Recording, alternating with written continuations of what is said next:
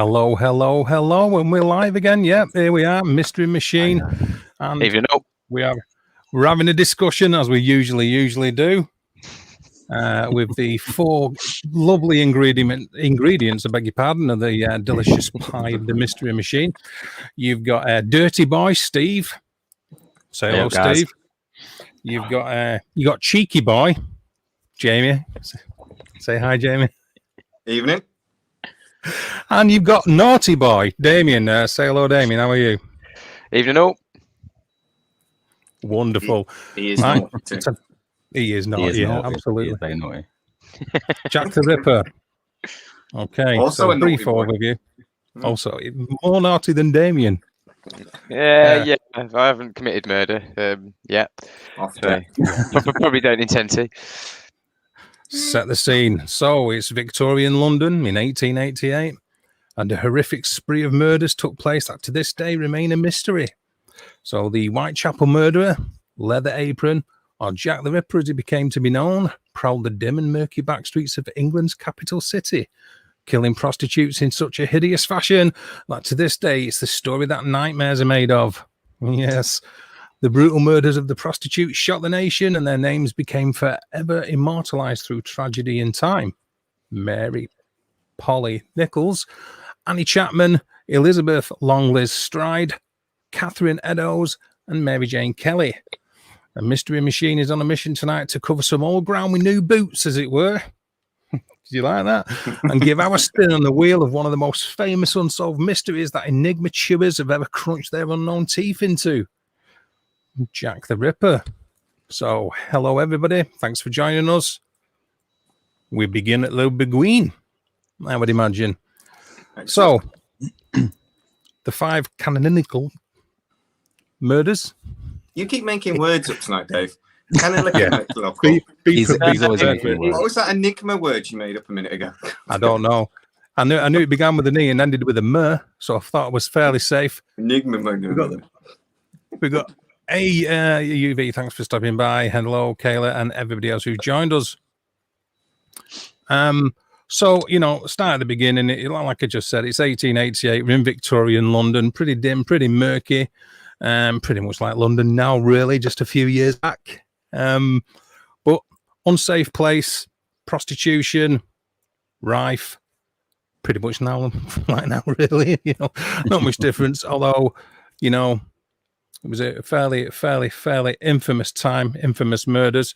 Let's start at the beginning. The first murder was, out of the five, was a Mary Polly Nichols. Okay. And Mary Polly Nichols, there have been murders before, and we will cover these, albeit briefly, but we will go into these in a little while, some of the possible victims. There were some afterwards as well, which will also be described as possible Ripper victims. None of us claim to be any kind of like pathologists or anything like that. We've just been talking about agists. Actually, just before we became live, we were talking about people who put gist at the end of the name. You get the gist. But we're close to being experts. We're close. Some of us are even closer, but we won't go into that. So we've got Mary. You've got to love it. We've got Mary Polly Nichols. Okay. Now, Mary Polly Nichols, we'll call her Polly Nichols because I feel like with the amount of reading I've been doing recently, I've got the right to call her by a nickname. So Polly, this 31st of August, 1888, and the body was found at 3:40 a.m. in Bucks Row in Whitechapel, and conventionally understood to be Jack the Ripper's first victim, or as he was being called at the time, just Whitechapel murderer. And she was homeless and without the money to pay for a bed in a lodging house.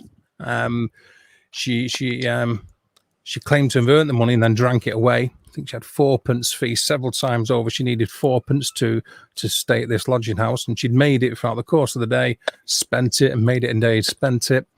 And at 2:30 a.m., an acquaintance came across her, drunk and staggering in the darkness at the junction of Osborne Street and Whitechapel Road. At 3:45 a.m., two men walking west along Bucks Row saw what they thought might have been an abandoned tarpaulin lying on the footpath. Closer inspection showed that it was the body of a woman. Her throat was cut and pilled in blood. And only when her body was stripped in the primitive local mortuary were the horrible incisions to her abdomen discovered, and her intestines that were pretty much uncontained by the abdominal wall within the cavity was almost trying to pop out, from what the autopsy report says. It's in many cases viewed as that she, out of all the victims, she had it the easiest, which is a little bit of a horrible thing to say, but in so much as she wasn't as mangled as some of the other victims were, in comparison to them. But her throat was slashed, a nearly 8-inch cut across the throat and deep enough to sever each artery along the gash. And there was also minimal but apparent knife work to the face, which we've got a picture of. I'll show some pictures in a minute. And it turns out that Polly Nichols would also be the very first victim. Remember, we said that there was allegedly pre-victims, post-victims, if you like. She was also the first victim to be disemboweled. The odd thing about this is that no one noticed it, as I said before, until she was at the mortuary, and everybody seemed to sort of like attribute that the whole mess, or that the fact that she was so covered in blood that she was just down to the slit throat alone. And even once it had been found out that she'd been disemboweled, a worker at the morgue undressed her and went about washing down her body and everything before the investigators could even collect any kind of evidence from her. So, it would have been sort of like contaminated if it was. So that was the first picture that you just saw then was allegedly, because there's been a fair bit of research into trying to find images of these ladies, and for many, obviously photography is still in its infancy. So a lot of the type of imagery you would see from that type of area was printed and obviously done by artists and things like this as such. But she was to be not molested, because a lot of them were at that time in that time period. A lot of prostitutes weren't paid; they were beaten, they were stabbed, and anything to get away from paying them. So it was ostensibly rape. And obviously, because they were the dregs of society, they were looked at being exactly that, even by the police. So if a prostitute cried rape, it was falling on deaf ears as far as the establishment were concerned and as far as the law were concerned. I'll do the autopsy report briefly in a sec, because I've got that too. Hold your horses. Just showing you a couple of pictures and images that sort of like come from the time, which is always, we'll say, obviously, because of the type of subject matter that we're talking about, some of the later images, if you don't like that kind of thing, you're pretty much on the wrong type of stream, really, I'm afraid. Because some of them can be a little bit rum, yeah. I just thought I'd forewarn people about that one. Okay. When I come to the when I do show the morgue photo, I'll go through what the autopsy report said. Briefly, I'll show you that now. Let's do that now, okay? Okay.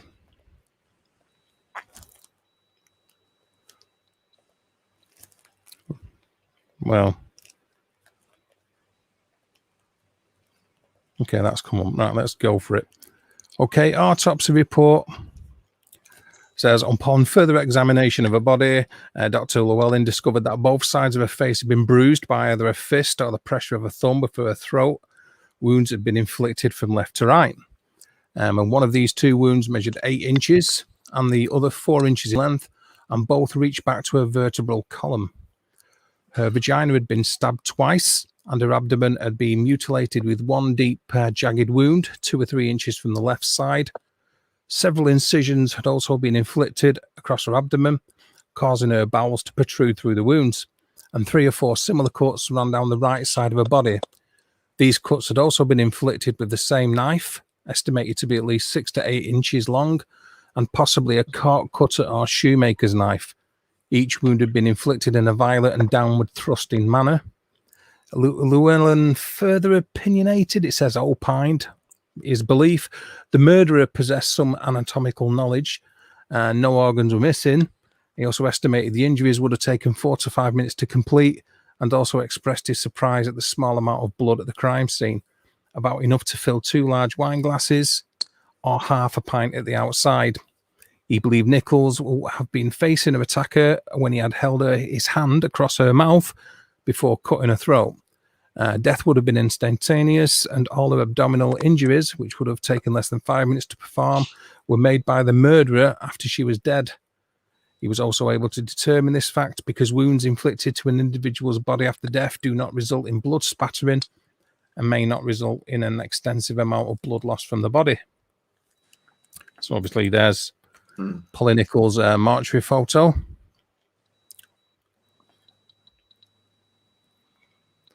And I do believe we'll quickly look at,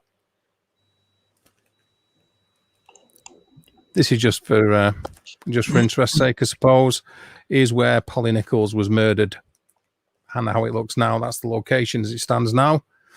And pretty much straight in the centre of the screen in the corner over there.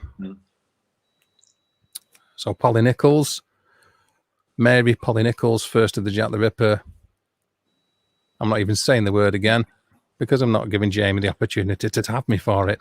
But the first of the 5 murders, pretty much in the centre there, Polly Nichols. And then number 2, and you get to get a break from my monotone voice now. You don't get my dulcet tones anymore. Is Annie Chapman. I believe that's you, isn't it, Damian? It certainly is, yes. Yeah, Annie Chapman was the second of the canonical victims of. That's why I like to avoid saying it, brother. Of Jack the Ripper. So she was, I think she was 48 years old at the time when she was found on the. Let me just grab my. So she's found on the 8th of September, 1888. 48 years old, born in 1840. So, yeah, so she was found outside a property at 29. I've lost my street name now. Yeah, 29. Where are we? Dorset Street. Sorry, that was it. I was getting confused with the street I used to live on in Birmingham, which was probably nearly as bad, to be honest. But yeah. So yeah, on the 8th of September in 1888 then, according to both the lodging house deputy, Timothy Donovan, and the watchman, John Evans, shortly after midnight, Chapman had been lacking the required money again for a nightly lodgings in one of these common lodgings that was, I suppose, prevalent in Whitechapel in that period.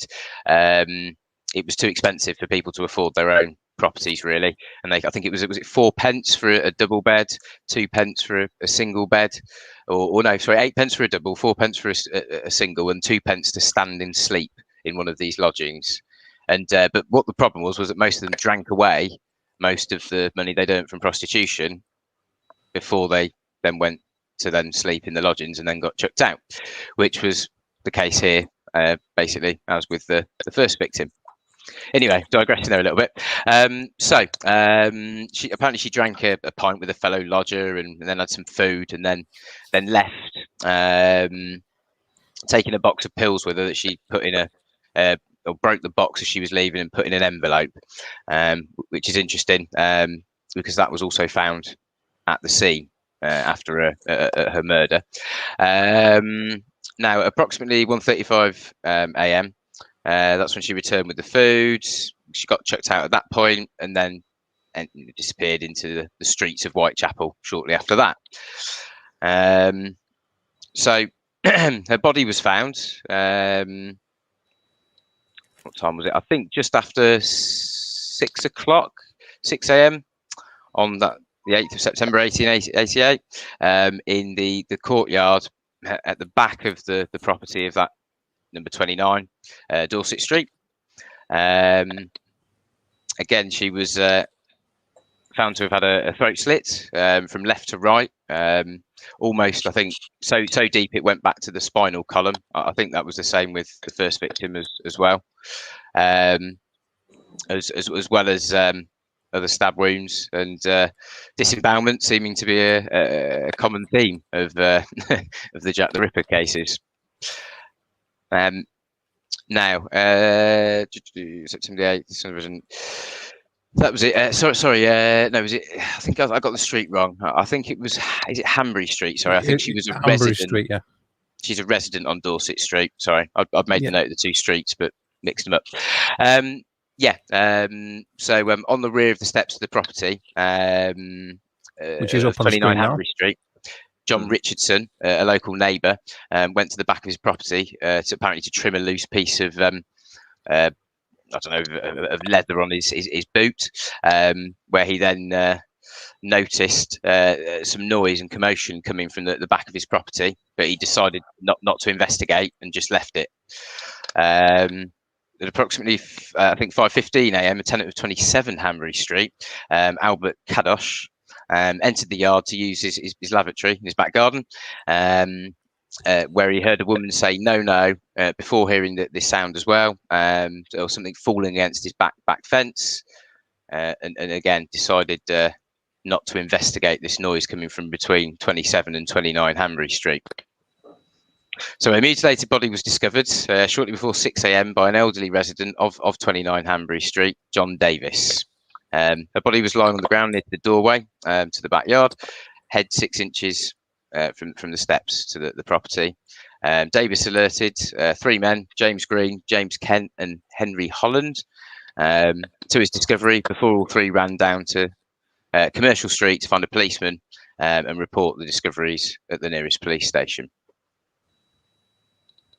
As you look at the picture there, which is now on screen, the 3 doors, where you can see the 3 doors together, the centre one is number 29, which sort of like a bit of a gangway kind of thing, then led directly into the backyard where the alleyway is.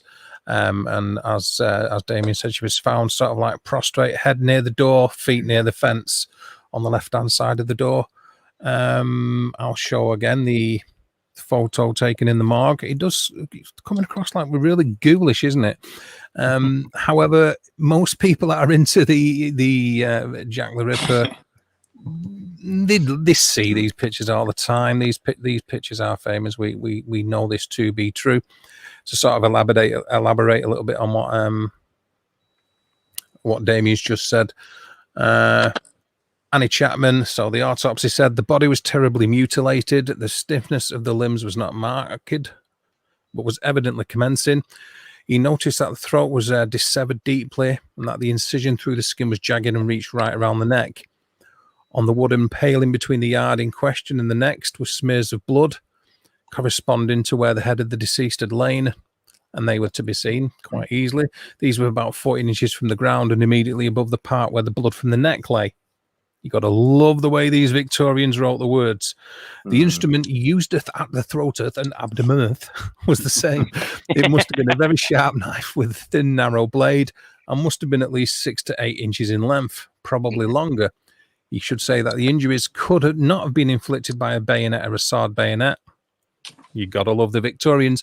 They could not have been done, or they could have been done by such an instrument as a medical man used for post-mortem purposes, but the ordinary surgical cases might not contain such an instrument. So could have been done by a post-mortem knife, but ordinary surgical cases don't usually carry post-mortem knives. He thought the knives used by those in the leather trade or slaughtermen were well ground down might have caused it as well. And he thought there were indications of anatomical knowledge. And he should say that the deceased would have been dead at least 2 hours, probably more, when he first saw her. But it was right to mention that it was a fairly cool morning and that the body would be more apt to cool rapidly from his having lost a great quantity of blood. There was no evidence. Are you listening? No evidence of a struggle having taken place. He was positive the deceased entered the yard alive. I would agree with that because dead people aren't known for walking around, really, are they? No. It's kind of a stating the obvious, isn't it? It's got to be honest about that one, yeah. But there is an ongoing idea, there isn't there, that some of these murders were committed elsewhere. That's like you talked about in the first murder, how they talk about there wasn't enough blood. But the problem with that is quite a small amount of blood can look quite large, and vice versa. Yeah. Particularly if somebody had their throat cut very quickly, But also, if you then throw in things like alcoholism, they don't bleed as much. So I mean, the death is very quick. And then while he's doing all having his fun, whatever you want to call it, there isn't a significant blood loss. But this murder, really, Annie Chapman, is the first time he should have been caught. There was two very clear opportunities that if there's anywhere else, if this was modern times, those people would have investigated. They would have gone. But in the East End back then, you didn't. And like you said, this is the first time he should have been caught, because there was other opportunities where he could and indeed should have been caught. Well, we're about to talk about the next murder. When in the first murder, it's even possible. I won't really respond to it, but he wasn't even possibly caught. A policeman possibly spoke to Jack the Ripper. Yeah. There's 29. Which is, so that's how it looks now in the modern day, people. That's the location where unfortunate Annie lost her life. Noi, as they say in Ireland. Noi. That's how it looks. Noi. There was one interesting thing. Architecture. Gotta love it. Yeah. Yes, it's so pretty. What was I going to say? There was one interesting thing, though, wasn't there, that was found at the scene, and that was the apron, wasn't it? Yeah. Which, I think is quite key. So it was an apron, wasn't it? That was something that was commonly worn by a lot of the Jews, wasn't it? In that area of London, the leather apron. Yeah, that was. Sorry. No, I was going to say. So it basically once it was made known to the public that they'd found that leather apron, there was a lot of racial tension, wasn't there, with the Jewish community, thinking that it was specifically a Jew that was Jack the Ripper or was the Whitechapel murderer at that time. Even though I think later on the police obviously then realised it was actually belonged to the resident of the property, as opposed to the killer that dumped the body there. So and he was ruled out of all the investigations. What was his name? Just bear with me, I did have his name. Got to remember, I mean, racial tensions in this time of the world towards the Jewish community was more than common. I mean, people think that the Holocaust in Germany was some sort of aberration. The Germans were evil and all this sort of thing. But actually, it was quite common in all of Western Europe that the Jewish community was widely hated and widely blamed and widely mistrusted. And so any excuse to blame somebody in the Jewish community was, by some areas of, even in Britain, which we consider ourselves quite tolerant, was quite happily grabbed hold of. They have been persecuted many times through history. I quite like the scene from Family Guy where there's a couple of Jewish blokes, isn't there, pulling some big boulders in his slaves for the Egyptians to build the pyramids, and they're just going, "Oh, it's a good thing us Jews got our hard days out early on." All better days, all up from here, guys. So after Annie Chapman on the 8th of September. We start to get the letters. We start to get the letters, and the first one is the Dear Boss letter, which was on the 26th of September, I believe. Yeah, 26th of September, 1888. Let's show the Dear Boss letter, shall we? It's sent to Sir Charles Warren, the police commissioner. What's that one? Here we are. The Dear Boss letter. Dear Boss. Dear Boss. Okay, so Dear Boss. The Dear make sure that you guys can see it. Cool. Okay, so the Dear Boss letter, 26th of September 1888, said, "Dear Boss, I keep on hearing the police have caught me, but they won't fix me just yet. I have laughed when they look so clever and talk about being on the right track. That joke about leather apron gave me real fits. I am down on whores and I shan't quit ripping them till they do get buckled. Grand work the last job was. I gave the lady no time to squeal. How can they catch me now? I love my work and want to start again. You will soon hear of me with my funny little games. I've saved some of the proper red stuff in a ginger beer bottle over from the last job to write with, but it went thick like glue and I can't use it.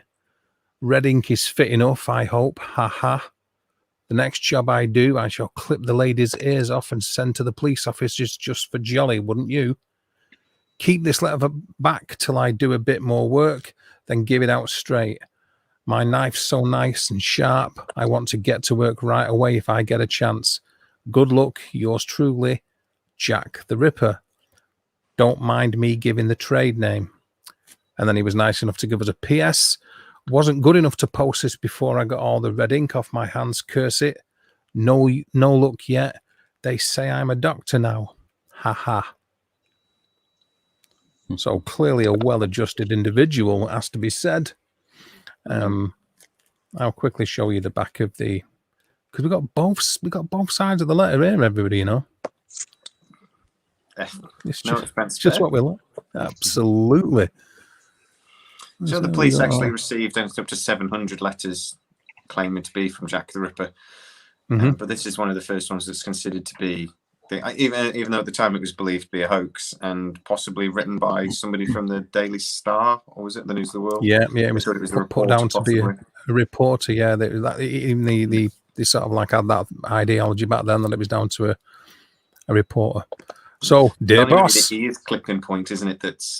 That's the point that's interesting, because her ears were stabbed at or cut. Chapman's. So they said that's the interesting point that really comes out. I think this might actually be genuine. This might actually be real. Okay, next we have Elizabeth Stride, aka Long Liz, 30th of September 1888. Steve, I believe that's you, darling. Cheers, babe. Take it away. Excuse me, flipping it. So Elizabeth, or Long Liz as she was known, Stride, she lived at number 32 Flower and Dean Street. So she was, I can't work out if she was 40 or 45. There's a few different variations on her age. So we'll say 40. So on the night that she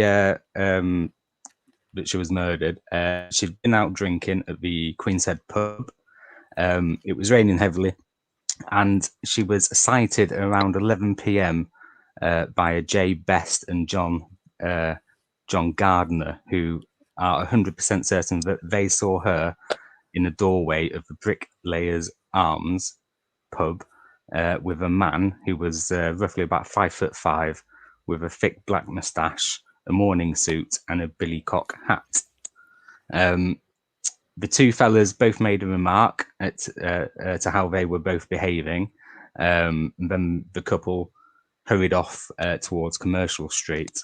At 11:45 p.m., she was seen with a man in Burner Street by a William Marshall.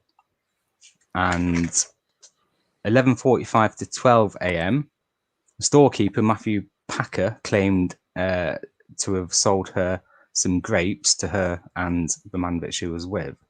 At 12:30 a.m.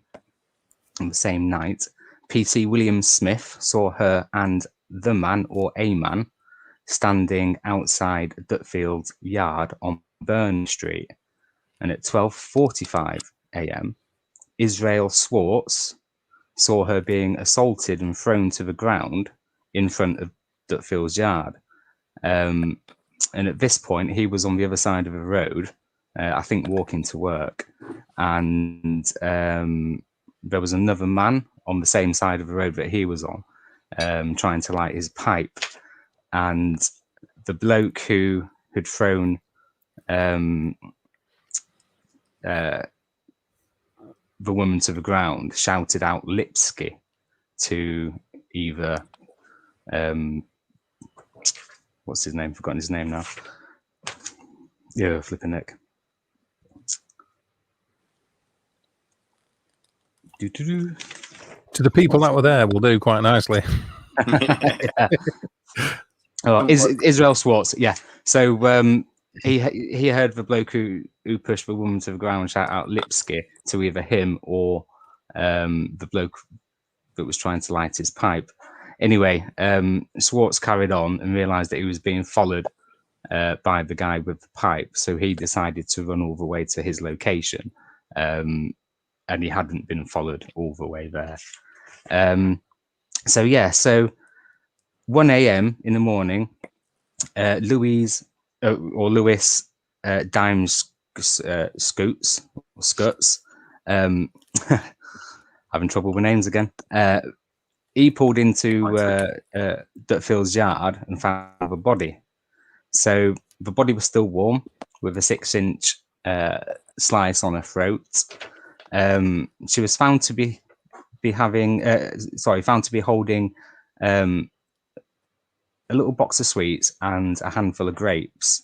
And she also had a flower pinned to her jacket, which she didn't have on previously when she went out. And from that murder, a lot of people think that this isn't one of the Jack the Ripper murders because she wasn't mutilated. So yeah, that's a tricky one. So her hands were cold, but the rest of the body was quite warm. And holding the sweets and the grapes. So, but again, a lot of people don't count this one as being a Jack the Ripper murder. But they called her Lucky Liz, didn't they? Because she only got her throat split. Yeah, that's it. Yeah. But was he, interrupted? It's it's a tricky one. I think the theory of the interruption and then why he then went immediately only 2 streets away and committed another murder almost immediately. That was confusing for people at the time because that didn't happen, or it had never happened before. Now we look back on these things knowing a lot more about serial killers that we know nowadays and know that a murderer in that situation, if he were to be interrupted, it's more than common for them to then go and have to scratch that itch, as it were. Yeah.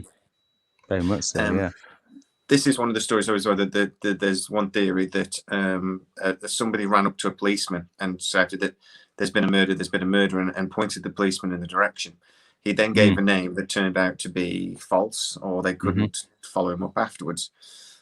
There is a theory to believe that he was interrupted, that the man with the cart appeared, Jack the Ripper ran, believed he might get caught. So, because he said there was another police officer there when there wasn't as well. Yeah, exactly. But when that police officer got there was a police officer there.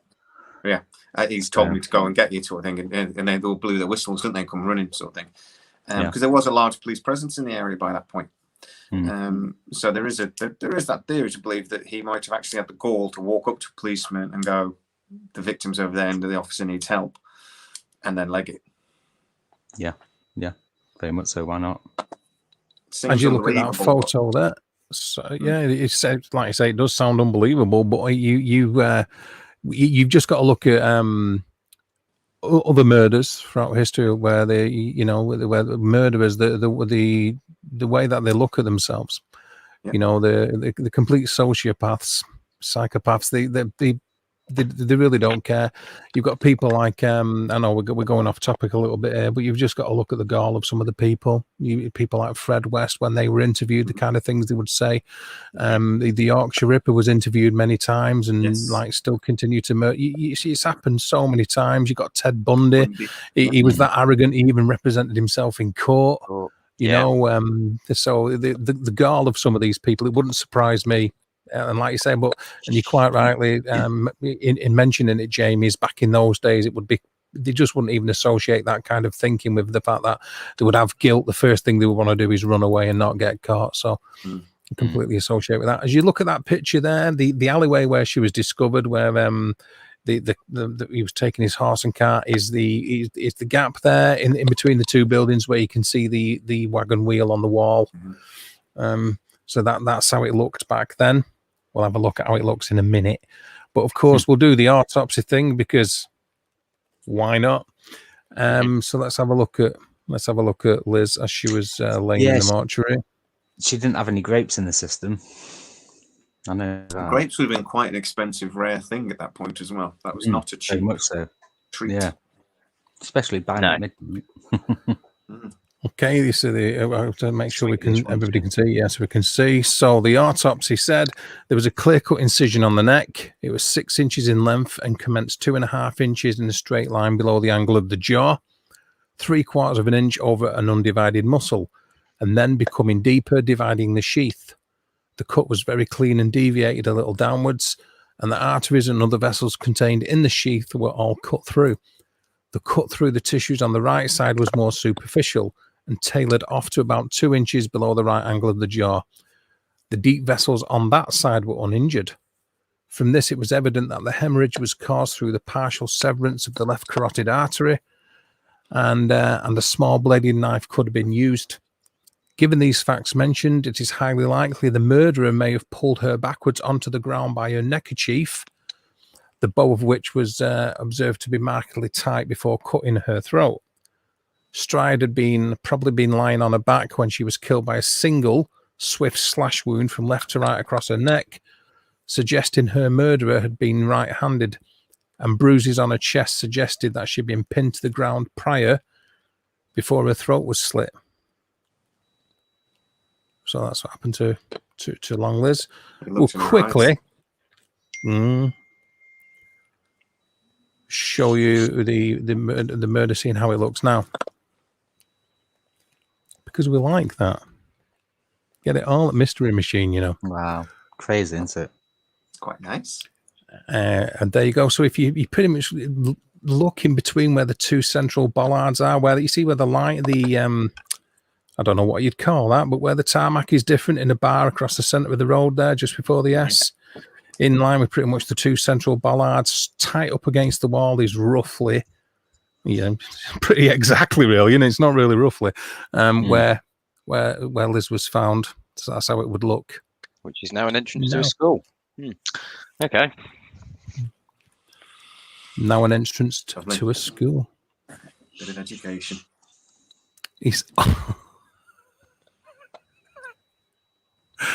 Oh, jeez.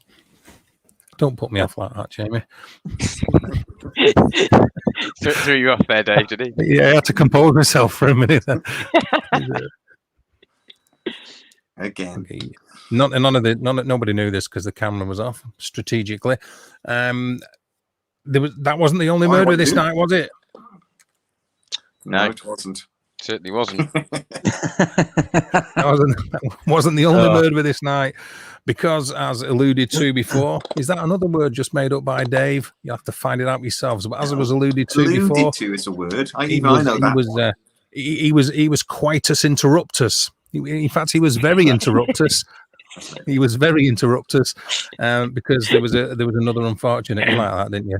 He like that. Yeah, I like it when he likes it. I'm only here to entertain Damian. Sound. I'll flip my mic off then, and I'll just listen. He's easily amused anyway. Catherine Eddowes. Yeah. Okay, so Catherine Eddowes, victim number 4. I'll quickly bring up a picture of Catherine. I've got an early picture of Catherine. We didn't have these pictures when I was a lad. You know, you got ink drawings in books when you've read up about the Jack the Ripper. So Catherine Eddowes, that's a picture of her, a younger picture. 30th of September, 1888. She was found drunk in Aldgate High Street at 8:30 on the evening of the 29th of September, 1888, by PC Louis Robinson. Sounds like a boxer. He picked her up and propped her up against the shutters of a shop. She slipped over drunkenly sideways, and after a few hours in the cells at Bishopsgate Police Station, she'd recovered a little bit from a binging and was ready to be released. Yeah, she pulled open the door to the police station and turned left and headed away from Whitechapel. And now it was 1 o'clock in the morning, 30th of September. A short distance away to the east in Dutfield Yard had filled with people. Within 45 minutes, Catherine too would be found dead. Her injuries were a record of somebody's brutality, and again there was no sign of the perpetrator, as they say in Brooklyn. A big bunch of detectives fanned out because, as we said before, there was a large police presence around Whitechapel and Spitalfields because of the previous murders, and this from Mitre Square, which was I believe that area is the scene of where she was killed, and back in the direction of Whitechapel. And 2 clues were discovered near her body, apparently. A piece of Catherine's apron had been cut, and the missing portion stained with blood was discovered in a doorway. Above it, was some anti-Semitic graffiti, which was unseen by the policeman on his previous rotation. So a police officer had been walking around the area. That hadn't been there. Her body was discovered. Then all of a sudden, this graffiti was on the wall, as well as a fragment of her apron. This was about a third of a mile from the murder scene, in the passage of a doorway leading to 108 to 119 Golston Street in Whitechapel, about a third of a mile away, like I say, from the murder scene. And there was chalk writing on the wall of the doorway, which read either, "The Jews are the men that will not be blamed for nothing," or "The Jews are not the men who will be blamed for nothing." And at 5 a.m., Commissioner Warren attended the scene and ordered the words erased for fear that they would spark anti-Semitic riots. And Golston Street was on a direct route from Mitre Square to Flower and Dean Street, where both Stride and Eddowes lived. So the markings on the wall were found on a route to where obviously Elizabeth Stride and Catherine Eddowes had lived. Okay. For what they said about her, no other victim had been placed in the same kind of manner that she had, and the way that she'd been, the way that she'd been murdered, the disembowelment. We'll have a quick look at some of the pictures of her, because that's what we're sort of here for before we go into any kind of autopsy kind of thing. Let's have a look at some of these. This is more contemporary of the time that she was killed. This picture that I'm going to show next, again, I believe. Very jolly in a very jolly hat. Okay, so that's Catherine Eddowes. That's a really great photo. Yeah, almost got skull-like around the nose and mouth. Doesn't look real. Okay. Of course, like I say, because of the high police presence, due to the earlier murders. You see, they had black and white drawings back in those days, and then they eventually moved on to colour, a bit like we did with TV 100 years later. So there you've got a colour version, got a colourised version, or colourised version for our friends in the US who can't spell A. Hey, if you're going to take our language, at least spell it correctly. Subtle. And like I said, sometimes I'm here just to entertain Jamie as well. But moving on, that's we'll have a look at a picture. This was a drawing of the time to depict her injuries, and while not, I'm pretty sure the gentleman or lady, I would assume it's a gentleman, given the time period and the job allocations during that era, he's not going to win any awards, but you get the emotion. you do get the emotion. You do get the emotion of this one. So, as we said earlier, Lucky Liz, or the moniker that Elizabeth Stride adopted because she thought was only in rabbit ears cut. He was allowed to give full vent to what he wanted to do when he murdered the unfortunate Catherine Eddowes barely an hour later. And we'll move on to the mortuary photo because I know all you guys want to see that. For obvious reasons, and because this is a family show, I'm only going to show the head picture. There are other pictures. If you want to see it, you can go and look yourselves. Google it. Fox. Yeah, Christ. Google it. We're not ghouls like you lot. Okay, so the autopsy said the body was on its back, the head turned towards the left shoulder, and the arms by the side of the body as if they had fallen there, both palms upwards and the fingers slightly bent. A thimble was lying off the finger on the right side, the clothes drawn up above the abdomen, and the thighs were naked. The left leg extended in a line with the body, and the abdomen was exposed. The right leg bent at the thigh and knee. The bonnet was at the back of the head, and there was a great disfigurement of the face. The throat was cut. Across below the throat was a neckerchief. The intestines were drawn out to a large extent and placed over the right shoulder. They were smeared over with some feculent matter. A piece of about 2 feet was quite detached from the body and placed between the body and the left arm, apparently by design. The lobe and auricle of the right ear were cut obliquely through. There was a quantity of clotted blood on the pavement on the left side of the neck, around the shoulder and upper part of the arm, and fluid blood-coloured serum which had flowed under the neck to the right shoulder, the pavement sloping in that direction. The body was quite warm. No death stiffening had taken place, and she must have been dead most likely within the half hour. We looked for superficial bruises and sawn on, and no blood on the skin of the abdomen or secretion of any kind on the thighs. No spurting of blood on the bricks or pavement around. No marks of blood below the middle of the body. Several buttons were found in the clotted blood after the body was removed. There was no blood on the front of the clothes. There was no traces of recent connection. The cause of death was hemorrhage from the left common carotid artery. The death was immediate, and the mutilations were inflicted below the middle of the body. The peritoneal lining was cut through on the left side, and the left kidney carefully taken out and removed. I believe the perpetrator of the act must have had considerable knowledge of the position of the organs in the abdominal cavity and the way of removing them. The parts removed would be of no use for any professional purpose. It required a great deal of knowledge to have removed the kidney and to know where it was placed. Such a knowledge might be possessed by one in the habit of cutting up animals. I think the perpetrator of this act had sufficient time. It would take at least 5 minutes. I believe it was the act of one person. That's a slaughter. Yeah, it seems brutal, doesn't it? Frenzied, like we've said, like being stopped from doing what he wanted to achieve earlier that evening. It's totally congruent with somebody in a psychopathic rage, when he gets frustrated on one, and he would just be walking, and he'd probably just walk straight up to her, and just wouldn't have been any hesitation at all. It was in pure rage. There's the tucked right in the tight corner there of the apex of where the building meets the wall. There is pretty much where she was found. That's how it looked back then. I was near as damn it.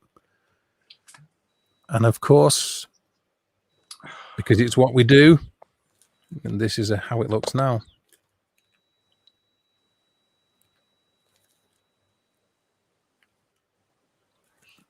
That's how it looks now. So from what I can believe, and as well as I can pinpoint it, I sort of in a way wish that I'd been on the water, because I know about by doing the Jack the Ripper tour, they'll show you the exact spot. But given the placement that I can find via Google Earth, as you look at the left hand very corner of that part of the grass, you sort of like follow a line right there, because the very corner of that building, the very corner of the wall where the gate is, doesn't match up with where the corner of that building, the wall, was on the old photo, if you know what I mean. So it's sort of in that area, sort of near the tree. But that's how it would look now. Now then, guys, we had more letters. We had more letters. Now we've got the Saucy Jack postcard, which was received on the 1st of October 1888.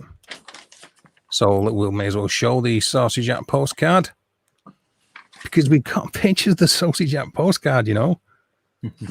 We can't help ourselves. Here we go. No extra cost. So the Saucy Jack postcard, there's the frontispiece. As you might know it, that's the front of it there. Don't expect anything better than this, people. You're getting it for free. Well, there's the front of it anyway. The paid version, you get much more. I'm going to show you the back, where the writing was. You're getting the hang of this. This is a quicker way of navigating through this, guys. I've got to be honest. The pictures, it's a proper. Well, I'm not going to say it's a family show, but there's the you like that, don't you? A Saucy Jack postcard, and the text of the postcards read, "I was not codding, dear old boss, when I gave you the tip. You'll hear about Saucy Jackie's work tomorrow. Double event this time. Number one squealed a bit, couldn't finish straight off. Had not time to get ears off the police. Thanks for keeping last letter. Back till I get to work again. Jack the Ripper.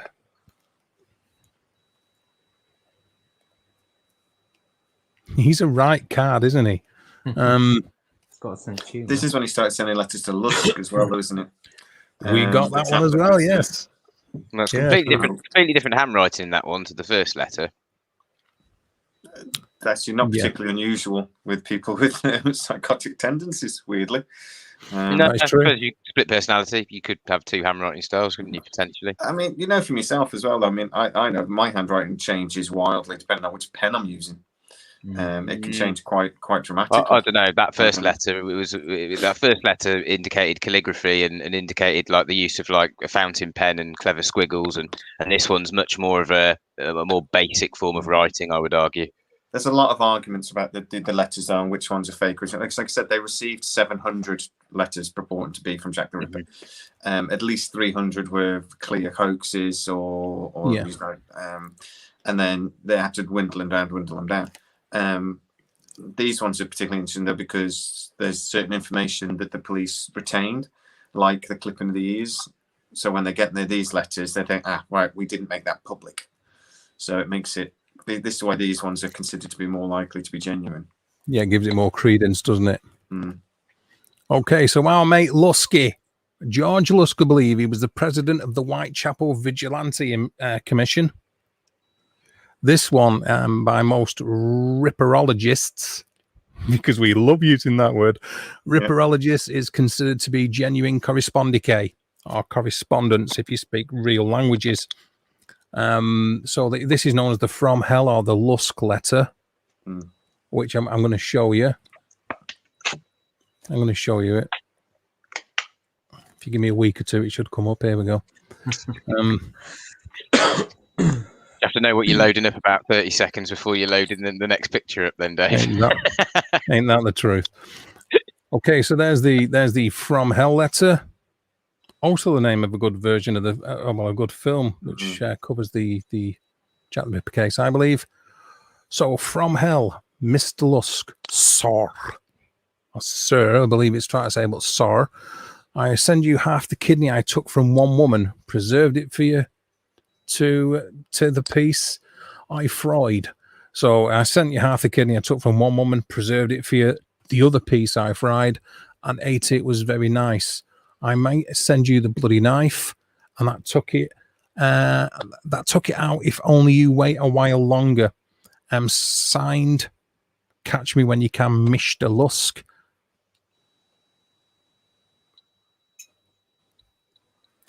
So, Lusk was all over the newspapers at this point. And he was he very absolutely loud, setting was. up a vigilante group, wasn't he? And Yeah. so again, if we think back now that what we know about this sort of killer nowadays, then wanting to put themselves into the case, and he'd be reading the newspaper every day. Lusk shouting his mouth off would, I completely believe, would piss Jack the Ripper off. And I completely believe these letters are probably genuine. The police at the time, they believed they weren't genuine, and they believed the kidney was probably a hoax, like some medical student or something, and a joke. But I think it was the city commissioner, Major Henry Smith, was convinced it was real. And little details again. The pathologist, anybody that had got their hands on the kidney at the time, did say it was preserved in red wine within a couple of hours of being removed. They saw signs of severe alcohol poisoning from the victim. So all the bits of information connect. It's just obviously now, 120 years later, we've got no way of using modern technology to say if that's proof or not. But that's what they believed at the time. Absolutely. Now, this is probably, I mean, they're all famous. They're all infamous. They're all famous murders. Each of the five victims are just as important as the other, if you like. But this is probably, well, without a shadow of a doubt, it's the most gruesome one. Yeah. And we're talking about Mary Jane Kelly, Mary Kelly, and Jamie, That's me. floor is yours. No, I agree with you on that, Dave. I think honestly, if it wasn't for this murder, Jack the Ripper might have slipped into the annals of history and sort of thing to be forgotten. This murder, I think, shocked the world, sort of thing. So Mary Jane Kelly, she was 25. She was much younger than the other victims. She was considered very attractive, very popular in the area. She was murdered in Miller's Court, just off Dorset Street in Spitalfields. You can see there that the broken glass, that was, she'd had a fight only a few weeks before with Joseph Barnett, who actually she lived with until literally 2 weeks before her murder. He was out of work, and so they were struggling to get an income to pay for the rent. So she turned to prostitution, which caused lots of arguments in the relationship, as it would. And he ended up, she actually ended up bringing home a homeless prostitute one night, and that was it for Joseph. He said, right, that's it, I've had enough now. Even though they stayed friends afterwards, and Joseph Barnett did actually see her on the night of her murder. So, Julia to stay home. So they had arguments. Lizzie Altbrook was visited that time as well. So Joseph Barnett saw her at about 7:30, 7:45 of the night of her death. Stayed about an hour. He saw Lizzie Albrook, who was a local laundress who was friends with Mary Jane Kelly, and she'd left some clothes behind. The window had been broken, like I said, in a fight, and had some paper stuffed in it and a coat put over the hole. She was seen at 11:45 by a neighbour taking a fella into her room, and she was heard shouting, "I'm going to go singing, I'm going to go singing." She was heard at about 1 a.m. singing her head off. 2 a.m. A George Hutchinson was seeing her with, she was on her own. She asked him for sixpence. He declined. He said he was skint. He then saw her a few minutes later on Thrall Street with another gentleman. He then sort of hung around this George Hutchinson for no reason. He saw Mary Jane Kelly and this gentleman go into her room, and he then, for some reason, hung around for 45 minutes and saw no one leave. Which is an odd one. There's a slightly odd time frame involved in this murder as well. Around 4 a.m., there were faint shouts of murder heard from the direction of Mary's room. Nobody investigated. Between 8 a.m. and 10 a.m., apparently several witnesses saw blind. They saw Mary Kelly walking around. They swore they saw her. But then at 10:45, John McCarthy, who was the landlord, sent Thomas Boyer to collect the rent. There's no answer. So he went to the window and pushed in the paper and the thing, and then through the gap in the broken window, he saw the brutal scene. If we go through the autopsy really quickly. The autopsy took 2.5 hours. The violence of this body was so intense and so brutal. Just a few highlights. The whole surface of the abdomen and thighs were removed. He skinned her, basically, from the stomach down to the knees. Both breasts were cut off. The arms were hacked at, and the word they used in the autopsy was hacked. The face was hacked beyond all recognition of features. The neck was severed down to the bone, which we've seen before. That image is horrific. Mm-hmm. The parts were strewn. A lot of talk in the newspapers at the time was talking about the body parts being all over the room. They weren't. They were confined to the immediate bed area. The breasts were, as I said, completely removed. One was placed under her head. The other one was placed by her left foot. The uterus and kidneys were both removed and placed under the head. The liver was removed and placed between her feet. The intestines were removed and strewn across the right side of the body. The spleen was ripped out and placed to the left side of the body. The sheets, as you can see, are covered in blood, and there was a pool of blood underneath the bed, 2 square feet.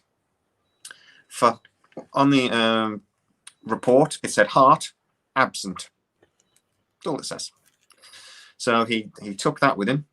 To remove the They heart. classed the weapon as being 150 millimeters long and 25 millimeters wide, similar in the case of the other victims.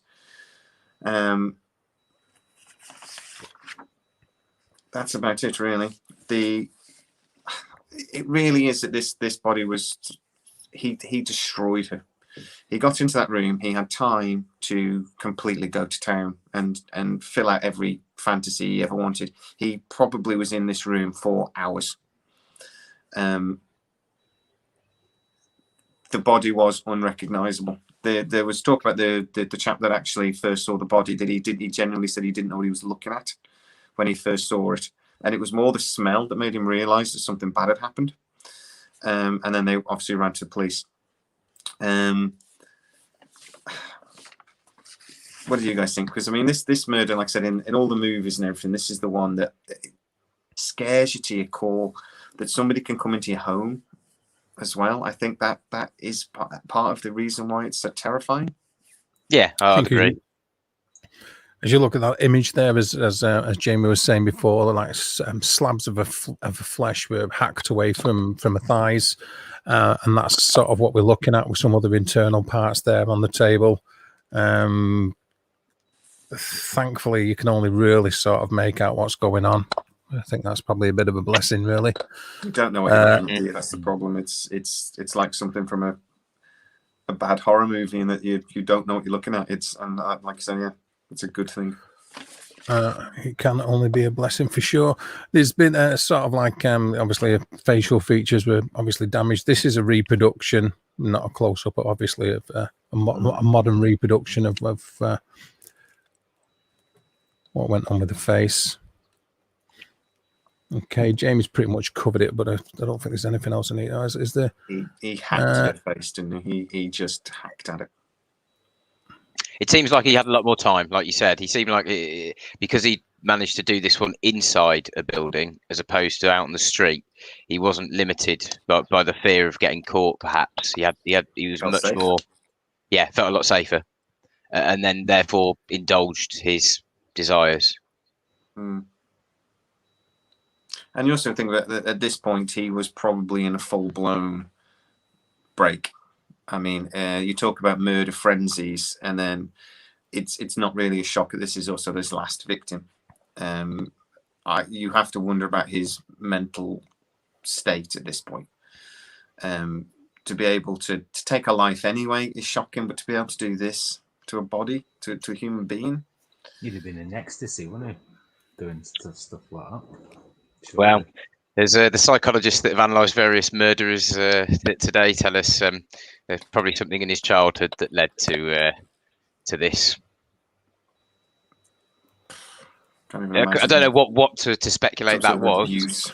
There's some form of abuse, probably from females in general. I would suspect, if he's got that much disdain for females, and I suppose that's another interesting point with these murders. Do you guys think that he targeted prostitutes because he had something about prostitutes and he wanted to take out his vengeance on them, or just women and prostitutes were easy victims?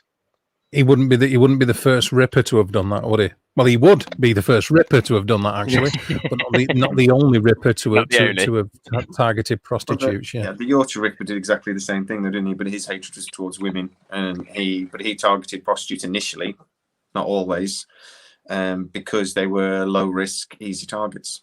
Yeah, they also take you to dark places where you can dispose of them quite easily, because that's what their job is to find secluded places, isn't it, to service your needs for money. So they're kind of creating the opportunity for the murderer. Yeah, make it easy.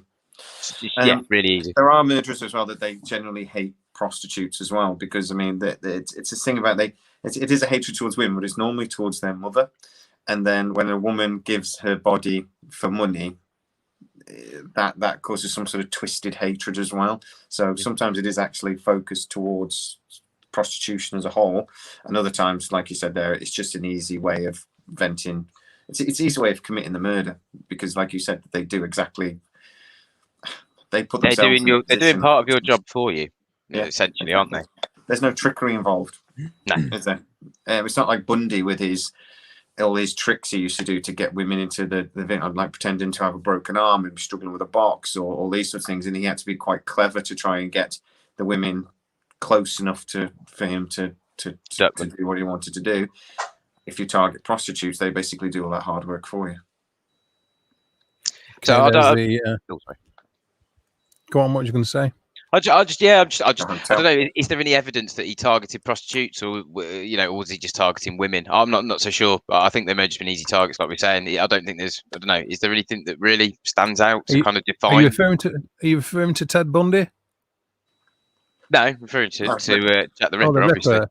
He only murdered prostitutes. That's a pretty good sign. Yeah, I think the fact that he did only murder prostitutes suggests he had a big deal going on with prostitutes. Yeah. Well, that picture there. Not. That picture there is pretty much as close as you're going to get to the site of where Mary Jane Kelly was found as you're going to get these days, because it's a big business office block. So roughly the third window from the left, if you like, or the second greenish coloured window from the left, there, if you walk in that direction about 75 yards roughly, you're going to find her. But that's the best that I can do via Google Images. But that's how it looks now. Where she met an unfortunate and untimely demise. Yes. You just made me think of what. It's such an unfortunate woman. She was popular, attractive, well liked in the area. It was purely. She had a boyfriend that she'd been with for a couple of years. She'd been with him. It was just this. Everything went wrong. And in the run up to this, if this spree had happened 2 weeks sooner, she'd be alive because she wouldn't still be alive because she'd be like 150 years old now. But you know what I mean? She would have survived. She wouldn't become a victim because never say never, brother. Never say never. Well, until 2 weeks before, she had a fella living with her. So I mean. And she wasn't prostituting herself out on the streets, and it would have been very difficult for her to have been targeted. And yes, I tend to agree. Yeah, her whole life could have gone very differently, couldn't it? If what had happened hadn't happened to her in that same time frame as this spate of 5 murders. Yeah, I mean, there's a lot of things that happened in the run up to this event. Obviously, there's a lot of poor people in the East End, even though we were the mightiest empire the world has ever seen at the time. The East End of London was incredibly poor. But then we also had things like really bad timing. I'm going to forget his name now. There's a chap who went on a bit of a he basically come from a wealthy brewery family, and he was involved in an incident, and he saw this a fella beating his wife, and then he basically decided he was going to clean up the East End, and he went on just this. He had a mission. He was trying to. He opened a school in the area. He did all this sort of thing. I'll find his freaking name. Frederick Tarrington. It was a real moral charge, and he said he wanted to close all the brothels in the area and everything. And he was really good at it. He said he would drag 2 policemen with him. He said he was scared of nothing. Apparently, he'd have pimps trying to kill him and stuff, and he would just be like, no. And he was a real moral charge. But the side effect of that was a lot of the brothels closed, and the prostitutes ended up on the streets. So then, and this was in 87 to 88. All of a sudden, Jack the Ripper had easy pickings because of this guy's, like no good intention ever goes unpunished, sort of thing. Yeah. It's one more thing that in this, that it was like the perfect storm of this like poor. Lots of women think, and then the brothels actually cause them some protection, closing and getting closed down. Horrific. Okay, well, throughout this, obviously, we've skirted over, or rather skimmed over the basic elements of each of the murders, the 5 murders that are attributed to Jack the Ripper. There was obviously other elements that were discussed there during the reporting, sightings of gentlemen that matched certain descriptions, usually wearing either a felt hat, a capped hat, or a tall hat, usually mustachioed or mustachioed. that's a type of peanut, isn't it? But usually walking around with a tash or something like that, fitting a certain description. And albeit this leads us on to the alleged suspects, of which there are a plethora. And the first one, because there isn't any order, that goes without saying. But the first one that we'll have a look at is Thomas Cutbush. Yes, that is Thomas me. Cutbush. Indeed. Thomas Hayne Cutbush. Yes, quite unusual names, aren't there, in this research we've done for Jack the Ripper. But anyway, yeah, Thomas Hayne Cutbush. That guy. He does look like an interesting character, doesn't he? It's like Gollum. A little bit. Very thin face, doesn't he? Very thin. My precious. Jamie. He does. But anyway, yes, Thomas Cutbush. So I suppose he was a bit of history of him. He was born in 1866 in Kensington, a few miles, I think about 3 miles down the road from Whitechapel in London. And he was 22 years old at the time of the murders in 1888. He was from a reputable middle-class family. His childhood was a bit conflicted, though. Father left when he was quite young, left his mother to bring him up on his own. Yeah, I think his father emigrated, where he married again in New Zealand, although that's quite irrelevant to the occurrences in London. He's an only child. His mother never married again after the original split from his father. And Kate and her unmarried sister Clara brought Thomas up. They were quite religious, the pair of them, and it was sort of suggested that they might have suffered from some kind of neurological disorder as well, apparently, which certainly would explain him being a potential suspect, I suppose, in the sense of having some interesting influences from female characters when he was growing up, perhaps. He also showed some serious behavioural problems in the jobs that he'd had. Fired from pretty much all of the jobs that he had. His initial job, his second job, where he actually pushed an employer down a set of stairs. And then he just sort of became, I suppose, extremely idle and sort of presented some sort of extravagant behaviour. He isolated himself, reading sort of medical books quite often in the day, and then wandered the streets of Whitechapel at night. And he was often seen hopping fences, apparently, because he was very nimble and agile, and he was seen jumping through people's gardens, which is obviously, again, very suspicious activities in the middle of the night. You're generally up to no good, probably robbing or worse. Now, I think it came to light, his accusation as a particular suspect was an article in a newspaper in 1894. Sorry, the Sun accused him through a series actually of articles.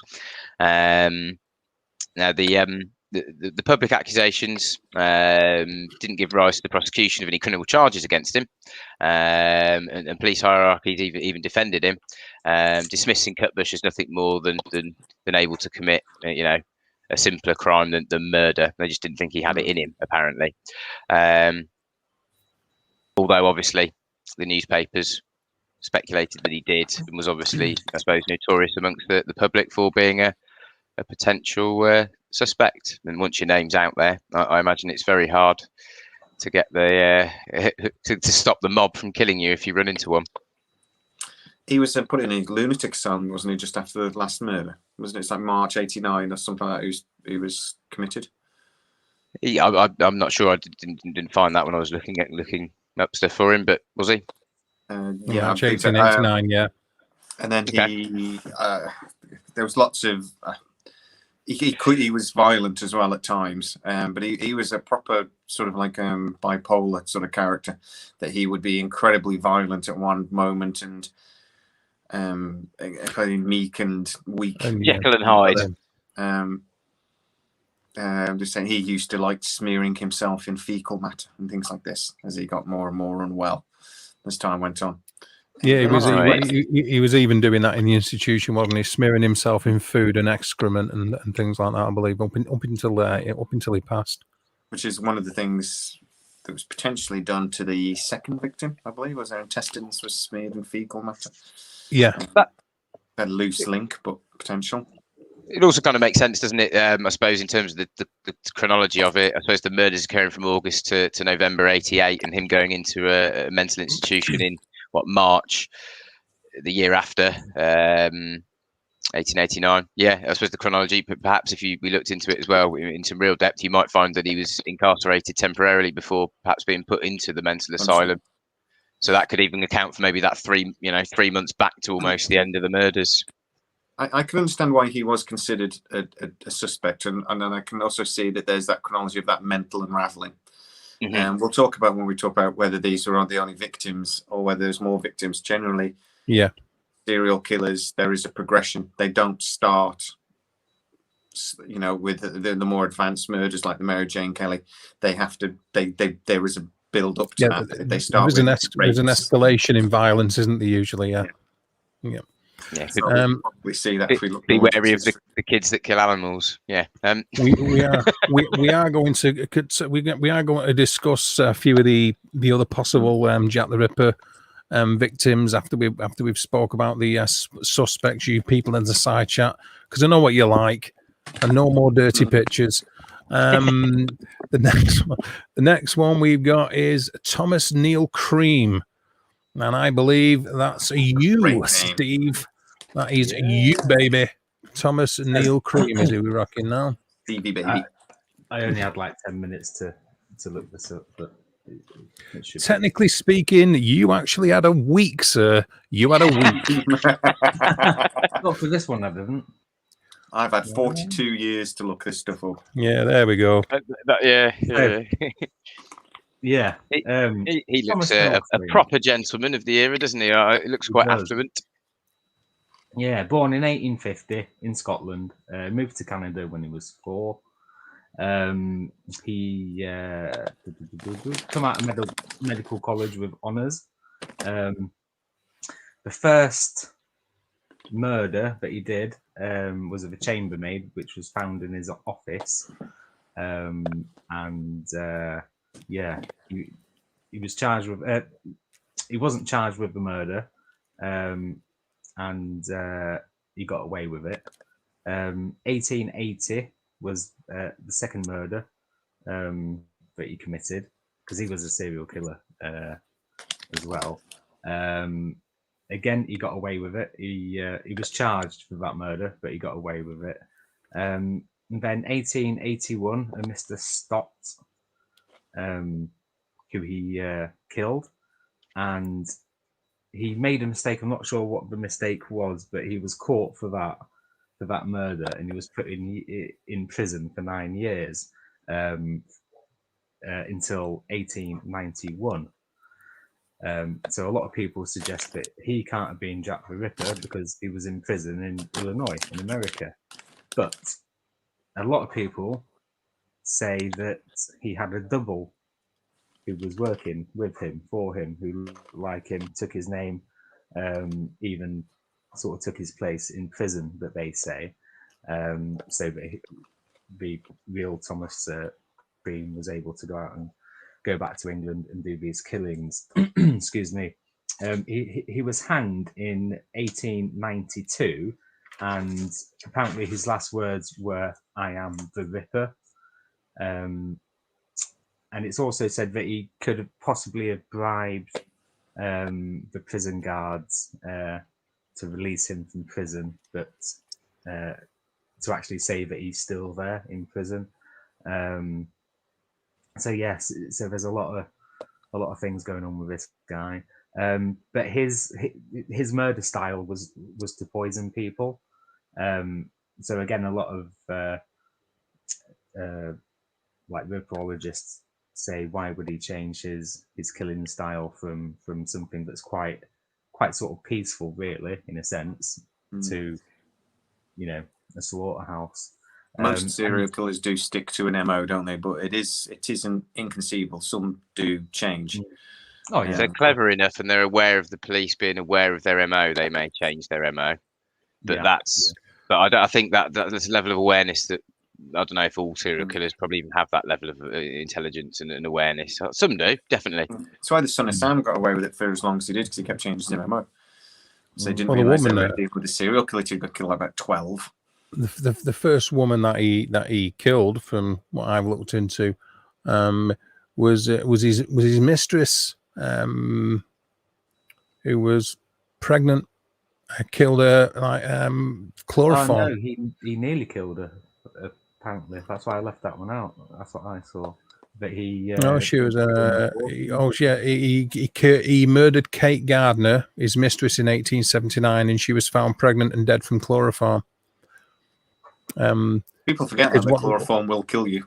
One of Cream's one of his specialities was one of his specialities, because he was studying medicine. He would also send numerous anonymous letters to the papers accusing other people of being the poisoner, because he was known as the Lambeth poisoner. But he would frequent local prostitutes and poison them, try to start chatting to them like in these bars and stuff before he allegedly to take them where they wanted to do the business, and he would put strychnine in the drinks. So that is how he would kill them, with strychnine. So his first victim, or victim number one, if you like, killed with chloroform, and the 4 that he was hung for were killed with strychnine. Lovely guy. Yeah. Again, it is completely conceivable that his MO would change as his mental health deteriorated, as he unravelled. His rage might have become more. He might have had a need to become more violent as he unravelled, but it seems unlikely to me. And particularly when he started unlikely. In America, I don't think so. Okay, it's me now, Montague John Druitt, another miscreant of the Victorian era.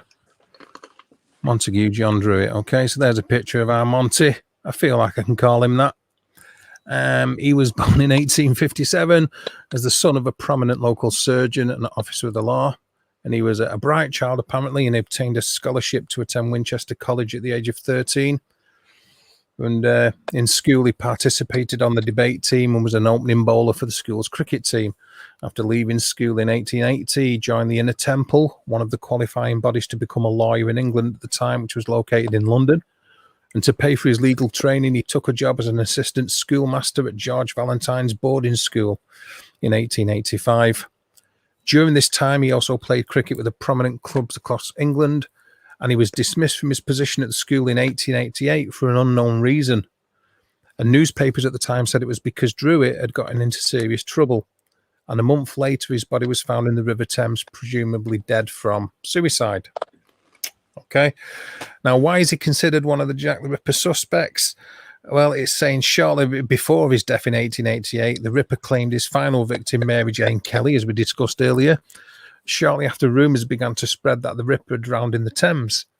3 years later, in 1891, a member of Parliament from West Dorchester began saying that the Ripper was the son of a surgeon who had committed suicide on the night of the last murder.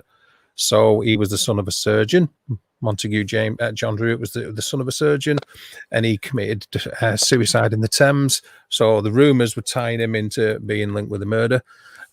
Journalists and law enforcement officers at the time also corroborated this story of the Ripper dying in the Thames after his final murder. This description led contemporary law enforcement and later investigators to suspect Druitt, who had committed suicide in the manner described by these rumours directly following the last murder. Assistant Chief Constable Sir Melville McNaughton of the London Metropolitan Police even named Druitt as a suspect in the Whitechapel murders in a private memorandum that was written in 1894. Does it stand against him? Not really. Because even though people at the time seemed to genuinely suspect Montague John Druitt, there's little more than vague circumstantial evidence really linking him to any of the murders. Beyond that, Druitt wasn't really trained in any medical techniques, and something many people suspect that the true Ripper was. And furthermore, his suicide can be reasonably explained by a note he left to his brother, which said, "Since Friday, I felt that I was going to be like mother, and the best thing for me was to die." And his mother suffered from depression and insanity and died in an asylum in 1890. She had attempted suicide in the past, as had his grandmother and many members of his family. Also, Drew had solid alibis from the cricket games he played, showing him far away from London at the time of many of the other murders. So realistically, the only thing tying him to the murders were his place and time of death, as well as the hearsay of some law enforcement officers, and none of them were directly involved in the Whitechapel murder case. Didn't his family believe he was the Ripper, though? Yeah, allegedly some of his family members thought he was, yeah. But he wasn't in London for at least 2 of the killings, apparently. Well, that's probably part of the reason why he committed suicide, wasn't it? His family thought he was the Ripper. Wouldn't help, would it? Wouldn't help a lot, would it? You wouldn't, you know. Thanks, Mum. Yeah, I think if the cricket team that you're playing could say, well, no, actually, he was with us, then your alibi's there, isn't it? If you Not a bad alibi. If you've got a solid alibi corroborated by a team of players from a sports team, I think you're good. Like, you can't, you can't say that they're. Well, you never know. People can be bought. If you can buy people. So that's why it's always, if all these people that are quite look quite affluent, and then they've come from good middle to upper class backgrounds, they can probably buy people's silence. Yeah, but in the same breath, those kind of people can't also afford the infamy of having that kind of slander as well, I suppose. But you raise a good point there, Damian. James Maybrick. Right, the diary of Jack the Ripper. So yes, this caused massive. This is world headlines when this book appeared. So it was 1992. Michael Barrett, a scrap metal man from Liverpool, came out and said, "I've got this. I found this book, this diary. It doesn't name James Maybrick directly, but it is signed off at the end of the diary. Yours truly, Jack the Ripper." Lots of study into the document and what he says in the diary does point to this chap, this James Maybrick there. He says that there was his wife had an affair with a Whitechapel gentleman in 1888. James Maybrick had followed his wife, saw the deed, and that triggered the series of murders. He was then actually murdered by his wife in 1889. She poisoned him with arsenic. Gotta wonder, maybe did she know something? There are some problems with the story, though, that you have to kind of believe the diary is genuine to connect James Maybrick to the murders.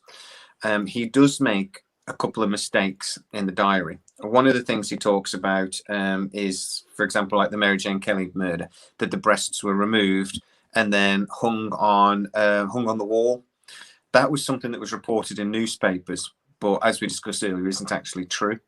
And there was a couple of other discrepancies in some of the factual information, because I mean the diary is, if you've ever read it, is thorough. It's there's lots of detail in there. There's lots of detail of the murders. It's very gruesome. Yeah, lots of it is correct, but there are a few little discrepancies that are incorrect. But like I said, to believe this story, to believe that James Maybrick is the murderer, you have to believe that the diary is genuine. So obviously lots of studies been done on the paper, the ink, and the evidence is a bit here and there.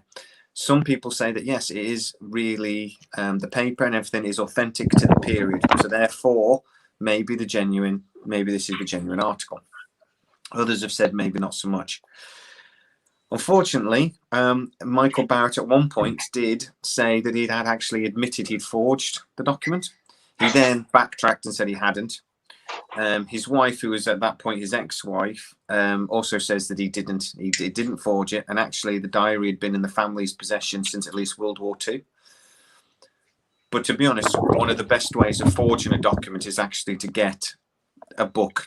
To forge this diary, you get a blank diary from the period, and you forge a document. They're saying if ever you're going to forge an old painting, you get a canvas from the period, you scrape it off, you forge a painting on the old canvas, because then when they do the study to say, Okay, or they carbon date or whatever they do. Is this from the period? It is. So that might be one reason why the diary might have genuinely been from this period. Doesn't necessarily mean the diary is genuinely the Jack the Ripper diary, though. Then there was this watch that was found, and it was found roughly at the same time. That was really suspicious. It had the victim's initials, a gold pocket watch, that flips open. It had the initials of the victims, the 5 victims, scratched on the inside of it, and James Maybrick's name. So to me, that screams coincidence and screams somebody tried to make a buck. And it is, to be fair, to say that the Michael Barrett did make a decent coin off this. He sold the story to the newspapers. At the time, it was £50,000, which was a lot of money back then. And obviously, the James Maybrick, the diary of Jack the Ripper, was a bestseller for several years. I personally think this is probably a forgery. I was convinced by it at the time. I actually owned a copy. I've read it several times. But the inconsistencies with some of the details is a concern. You could say that maybe if it was genuine, he was in a frenzy while he was killing Mary Jane Kelly. And then in that case, that's possibly why some of the details don't match. There's also no particular evidence that he was actually in the East End of London at the time, or in the Whitechapel area, even though his business did have connections to the area. I think he was in Cotton or something, if my memory serves. And so his businesses did have connections into the area. So for me, it's really interesting, and it was fascinating at the time when it came out, but the inconsistencies to the information or to the details really sort of discount it to me. That I think it was a very clever forgery. And like I said, a couple of people made decent money from it.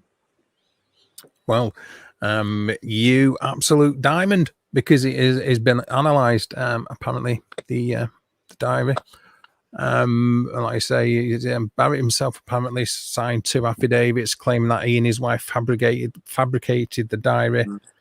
And there's been to and from him because his lawyer then backtracked on that, and then Barrett withdrew what his lawyer would withdrawn, and the pocket watch has been verified to be of the time period, as you say, and the engraving is proven to be at least a few decades old.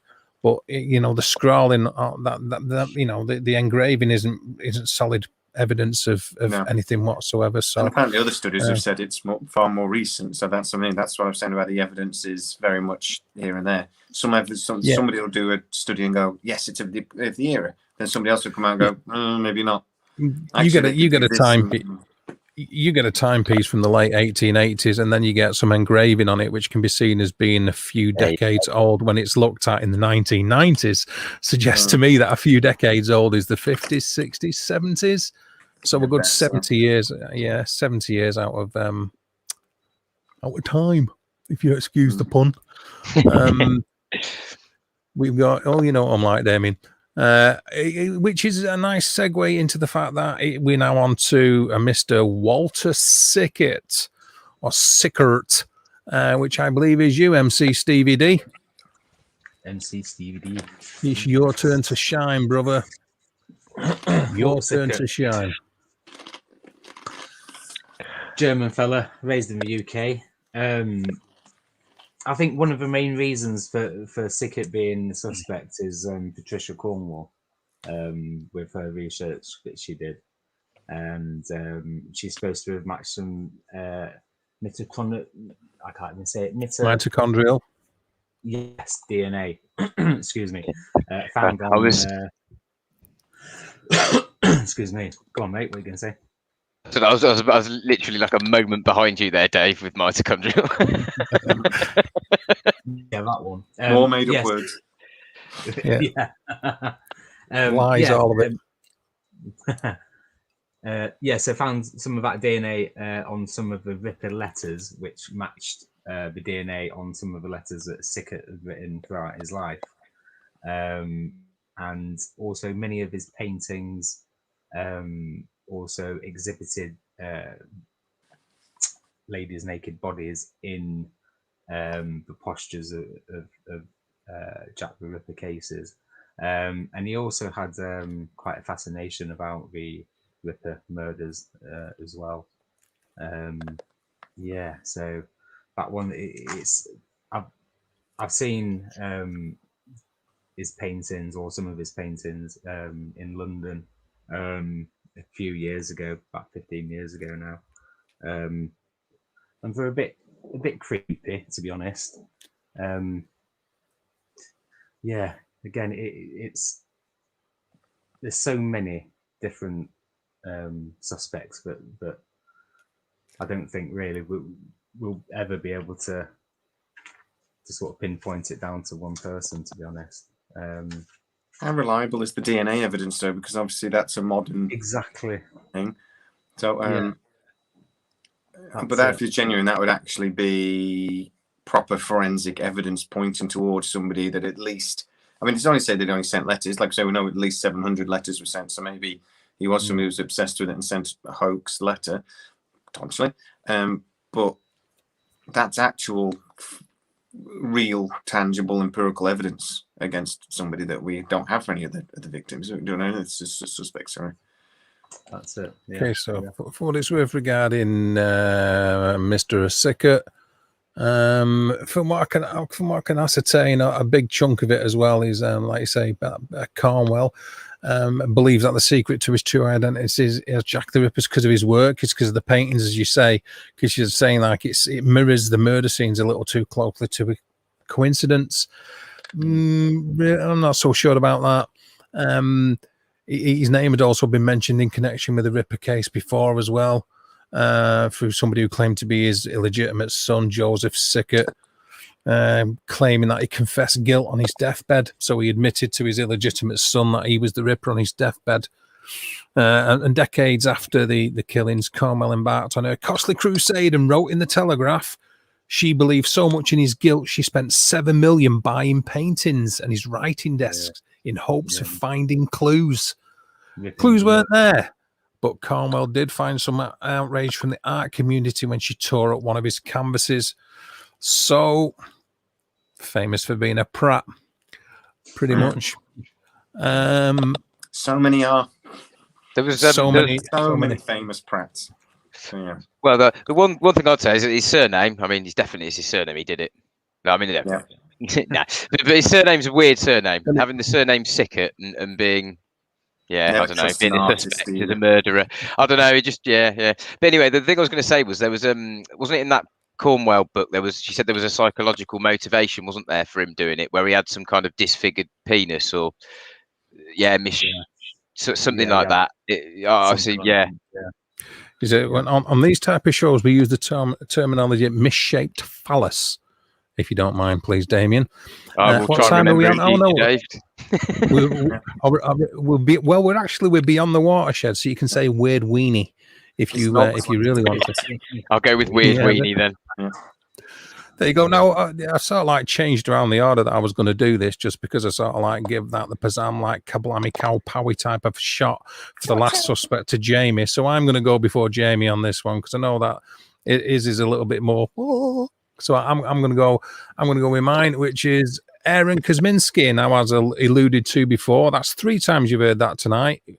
You can drop me some nice stickers for that one. Alluded to before about the Jewish community and the big uproar surrounding it. Aaron Kosminski was a Jew. I shall find a picture of this. I'm sorry, even the pictures that we're putting up of these suspects, it makes it look like it's a rogues gallery anyway, isn't it, by default, really? But this gentleman here, Aaron Kosminski, he's got to have done. It's got to be him. Case closed. Unbelievable. We've just wasted an hour and 40 minutes. You could have just put that picture up.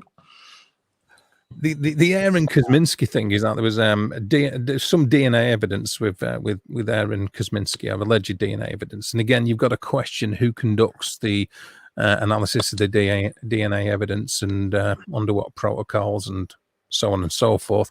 This has been a big issue when it's come to the cryptid community regarding DNA evidence and the validity of using it for A, B, C, and X, Y, and Z reasons, which I'm not going to go on to here, but I will do in a future cryptid, because we are going to do a cryptid one. Next time it's my turn, we're having it. So I know I'm a little bit preemptive on that one, like 3 weeks in advance, but get ready for that one.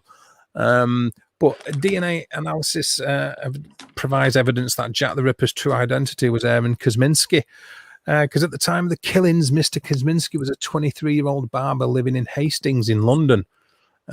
He was also a prime police suspect in the killers during the initial investigation, which is also true. His name did come up. Aberline and McNaughton believed he had some kind of doing with the case, and he was heavily involved in it. I think, you even lightly involved in it, you're the perpetrator. And also by forensic investigators throughout history also sort of think that this might have been the guy, because allegedly it's supposed to have solved the case, and that's been claimed many times before, as we've said. Because there's been new genetic analysis of Jack the Ripper's DNA data was performed by Dr. Jari Lulehainen and then Dr. David Miller, that was scientists at the University of Leeds, and it was published in the Journal of Forensic Science in March 2019.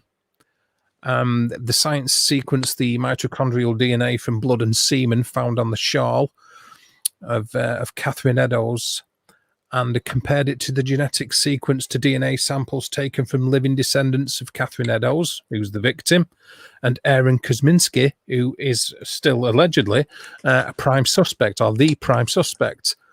And the DNA matched that of Mr. Kosminski's descendants, providing very strong evidence that the killer was Mr. Kosminski.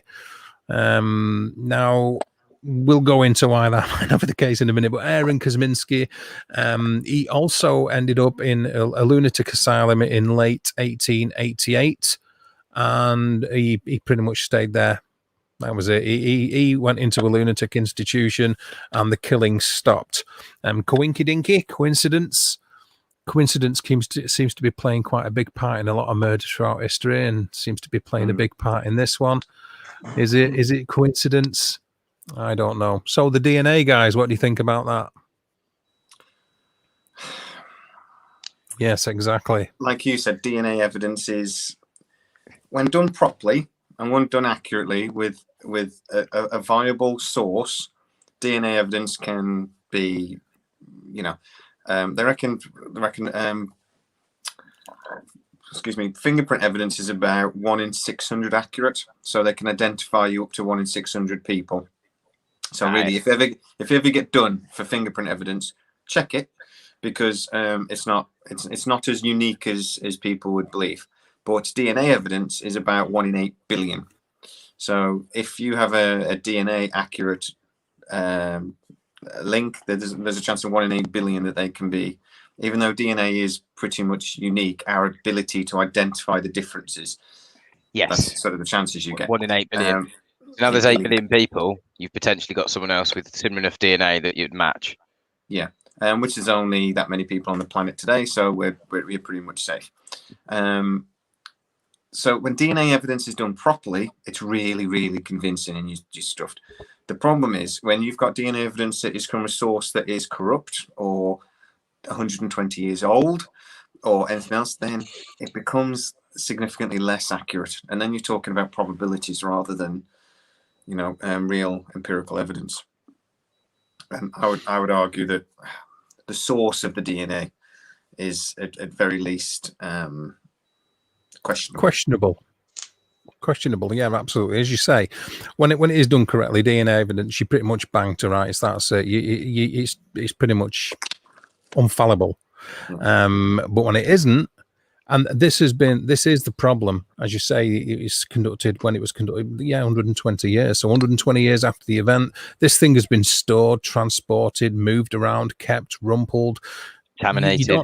There's so many ways that this could have been contaminated. The fact that the DNA contains DNA samples that just happen to be able to be linked to the Kosminski family DNA,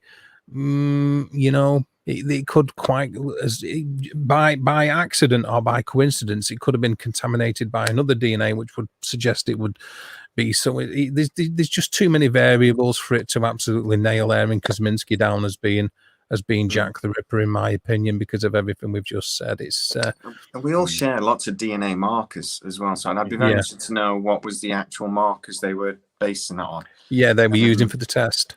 Yeah, because I mean, there's loads of information in our DNA. You can tell where your ancestors migrated out of Africa from, and things from your DNA, from markers within your DNA. But we share lots of those markers. The chances are, if you go back far enough, we've all probably got a common ancestor. If you go back far enough, so I mean, I think 50% of the world's population today can trace direct descendant from Genghis Khan, can't they? Mm-hmm. I can directly, 100%, mate. Yeah. If you analyze your DNA, they can. He was that prolific, wasn't he? He just basically went around killing everybody, all the men, taking all the women, and creating lots of little Genghises. Some little Genghises, baby Genghises. Technically speaking, there'd be lots of little Temujin. Oh, good. Another made-up word, but very good. Well done. There'd be lots of little Temujin, not Genghis. There was only one Chinggis Khan. I just wanted an excuse to do that. Yeah, they wanted an excuse to do the I know you did. Sorry, I did mispronounce. Yes, I'm only here to have a pop at Damian, entertain him, take it in terms between them two. I'll leave Steve alone because he's very sullen. Up and smash him down. Yeah. So stay away from Steve because he's very sullen. He's like a minor bird. He's listening. He's fine. He's okay. This has got to bring us on to the absolute 100% was our do though. This hasn't it? I mean, how much of a high-profile suspect do you want than this particular next dude? Which means that Jamie, aka the Bomb J Meister, you get to do our Mr. Willie, Prince Albert Victor, aka Willie. Take it away, sir. Lots of movies have been based on this now, haven't they? The theory that, I mean, a lot of people have argued that Prince Albert Victor was actually the murderer, but we could pretty much say that he wasn't, because he wasn't actually even in the country at one point during the murders. But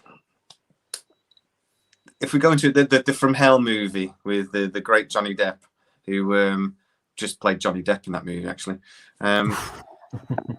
But who was the woman in it? The one that who played Mary Jane Kelly? Heather Graham. Heather Graham. Yeah. Anyway, I love Heather Graham. So he was the Duke of Clarence in Avondale. He was known as, like you said, Willie, or sometimes Eddie. He was the Queen Victoria's grandson, and he would have been second in line to the throne.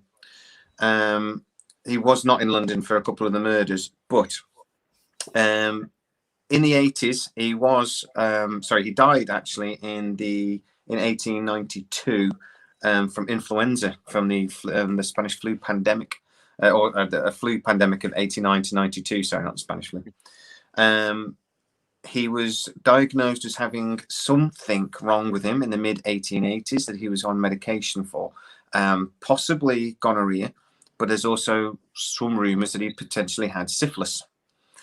The idea being that he potentially frequented prostitutes and caught syphilis on one of these encounters. There are other... This guy had an interesting life, basically. There is the Cleveland Street scandal, which was it's actually a gay brothel that was broken up by police, and they arrested sort of like the main pimp guy. And this main pimp was starting to sell names to try and get himself immunity and get himself out of trouble. And one of the names that he brought up was that Prince Albert Victor was one of the customers. These things were never actually released in newspapers in the UK because, you know, there's until quite recently there were still laws that, and there was sort of like an agreement with newspapers in the UK that they wouldn't release names about the royal family, but it was insinuated in lots of newspaper reports. So he was known potentially to visit prostitutes. So now there's a couple of variations of the story. Now, either he got syphilis from one of these women, and he basically went on a revenge spree or wanted revenge taken out on these women. The other idea is that he potentially got one of these women pregnant. If he got one of them pregnant, this child, because he wasn't married at the time, would technically be in line to the throne. This became known, and Queen Victoria became aware of it. The rumour being then that Queen Victoria asked somebody, there's lots of suspects on who that might have been, to deal with it. I don't believe Queen Victoria have ever said, kill the horse, but that's my Queen Victoria impression. But if she'd have just said, deal with it, that would have then been taken. Well, we know from Princess Diana case that when Lizzie said deal with it, somebody might have took that the wrong way and dealt with it. So that is potentially why these murders were committed that way. Then we get into the Masons and all sorts of different theories on what then transpired. One of the theories being that the murders were done in such a brutal way to sort of cover them up, because a lot of these prostitutes knew each other. And we actually know that Mary Jane Kelly did know at least 2 of the other victims, or at least they knew of each other. So we know from the Hell movie that Heather Graham did have the baby and she escaped. In reality, it may have been that she did have a baby and didn't. And that there was this heir to the throne might have been taken out, and that these murders were perpetrated in this way to sort of cover up the fact that they knew each other. And I think it was almost like a double bluff type of idea, I think, even though it doesn't really stand up to logic, because there was so much murder and so much violence in the East End at this time. If these 5 women had just been disappeared, nobody would have known, and we would never have spoken about it, because they disappeared on a daily basis. Weren't the murder statistics very low prior to these 5 murders occurring? Because I heard there had only been six murders in the last year prior to this spate of 5, or something to that effect. Quite possible, but prostitutes were beaten and abused on a daily basis, and raped and not paid for their services. Yeah, okay. And just disappeared. And we got to remember as well, this was a time when we did the census every 8 years, but other than that, there was no tracking of people. Steve, you had a problem earlier identifying the age of one of the victims. It was because these things weren't written down. So people could have been disappeared at this time, and it wouldn't have ever been a thing. The Michael Caine Jack the Ripper movie sort of focused on this idea, and that was only that the doctor that was sort of given the task of dealing with this actually had syphilis himself, and basically went on a revenge killing. I've always loved that theory, and he he went on the revenge killings because he saw part of himself in this thing, that he was on syphilis, he was mentally unwell, he was having a psychotic break himself. When Queen Victoria and the people that were sort of involved in this realised how much out of hand it was getting, they sorted him out, and that's why the killing stopped so suddenly. There is a logic to that theory.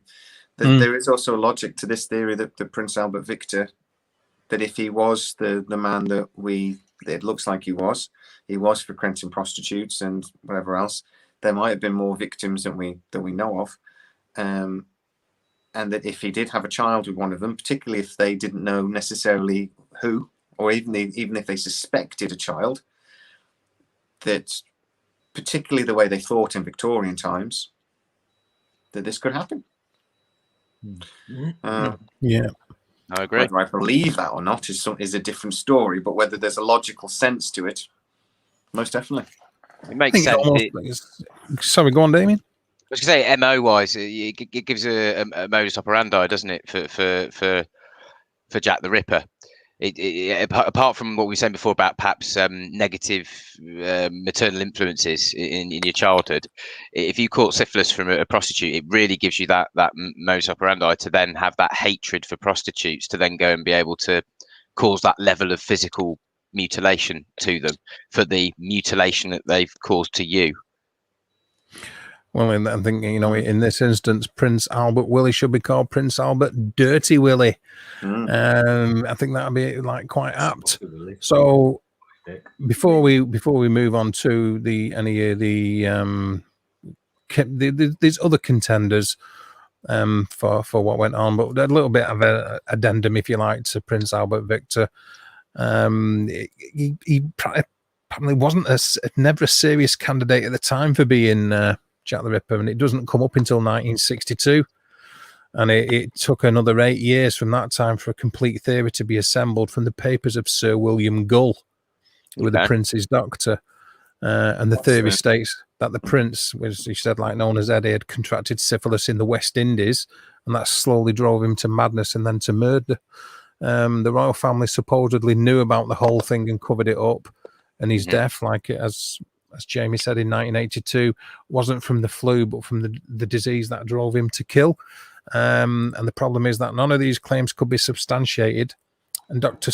Thomas Stowell died just as his theory was published. And by the time anyone thought to corroborate the story, all his personal papers and presumably Gull's papers had been burned. And there's a massive flaw in that theory too, in so much as coincidence, because we do like a bit of that on Mystery Machine, was Eddie wasn't even in London on the days of the murders, which Jamie said, but that hasn't stopped any of the theories, and it hasn't stopped him from being forever associated with the shadow of Jack the Ripper. Just curiously, what evidence is there that he wasn't in London at that time? Is it just that he was said to be at a meeting by some close friends somewhere else in another country? Because, you know, like our Prime Minister says he's not at the Bilderberg group every year, but he is. Yeah. Well, no, there is that evidence again. Yeah, I mean, it could be if they knew he was in the murders. Yeah, I agree. They could have made an alibi up with a few rich friends. Yeah, of course they could. Of course.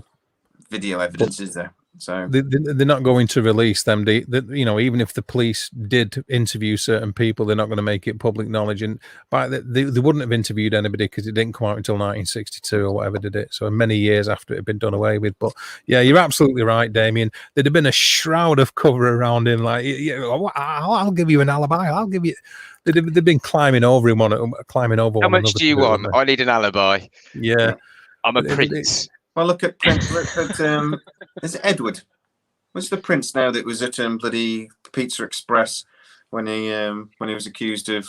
You mean Andrew? Prince Andrew. The Epstein scandal. The Epstein scandal. Yeah, exactly. The police cannot speak to him. He basically shut it down. There's always set up a thing of lies, and that's today with the royal family today.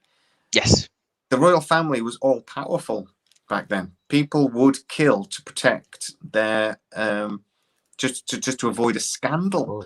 Yeah. You know, and these were people that were up to no good all the bloody time. They were always up to no good, but it never got into the British newspapers because there was, like, say, that agreement that they never named these sources. It was never appeared in British newspapers. It did appear in apparently papers abroad. Things like the scandal that he was involved in with the gay brothel. That appeared in newspapers abroad. It never appeared in newspapers here ever. No. So well, yeah. That is an overview of some of the suspects. Anyway, there are more. There's a multitude of them. Should you care to dig deep enough, everybody. But obviously, you know, time constraints and the rest of it. We're going to pick the juiciest ones, as it were. But there's also some victims, as we sort of alluded to earlier. There's that's four times. So there's some earlier victims. There's some victims after the canonical 5. So we'll go over a few of them before we call it quits, I think. So if we got some of the pre-victims, so before Polly Nichols, we have, is it you, Damian? Is it you, Jamie, who wishes to take this? Who wants to field it, baby? I picked up a couple that was potentially victims before, but again, there was so much crime in this area, it is difficult to produce through. But when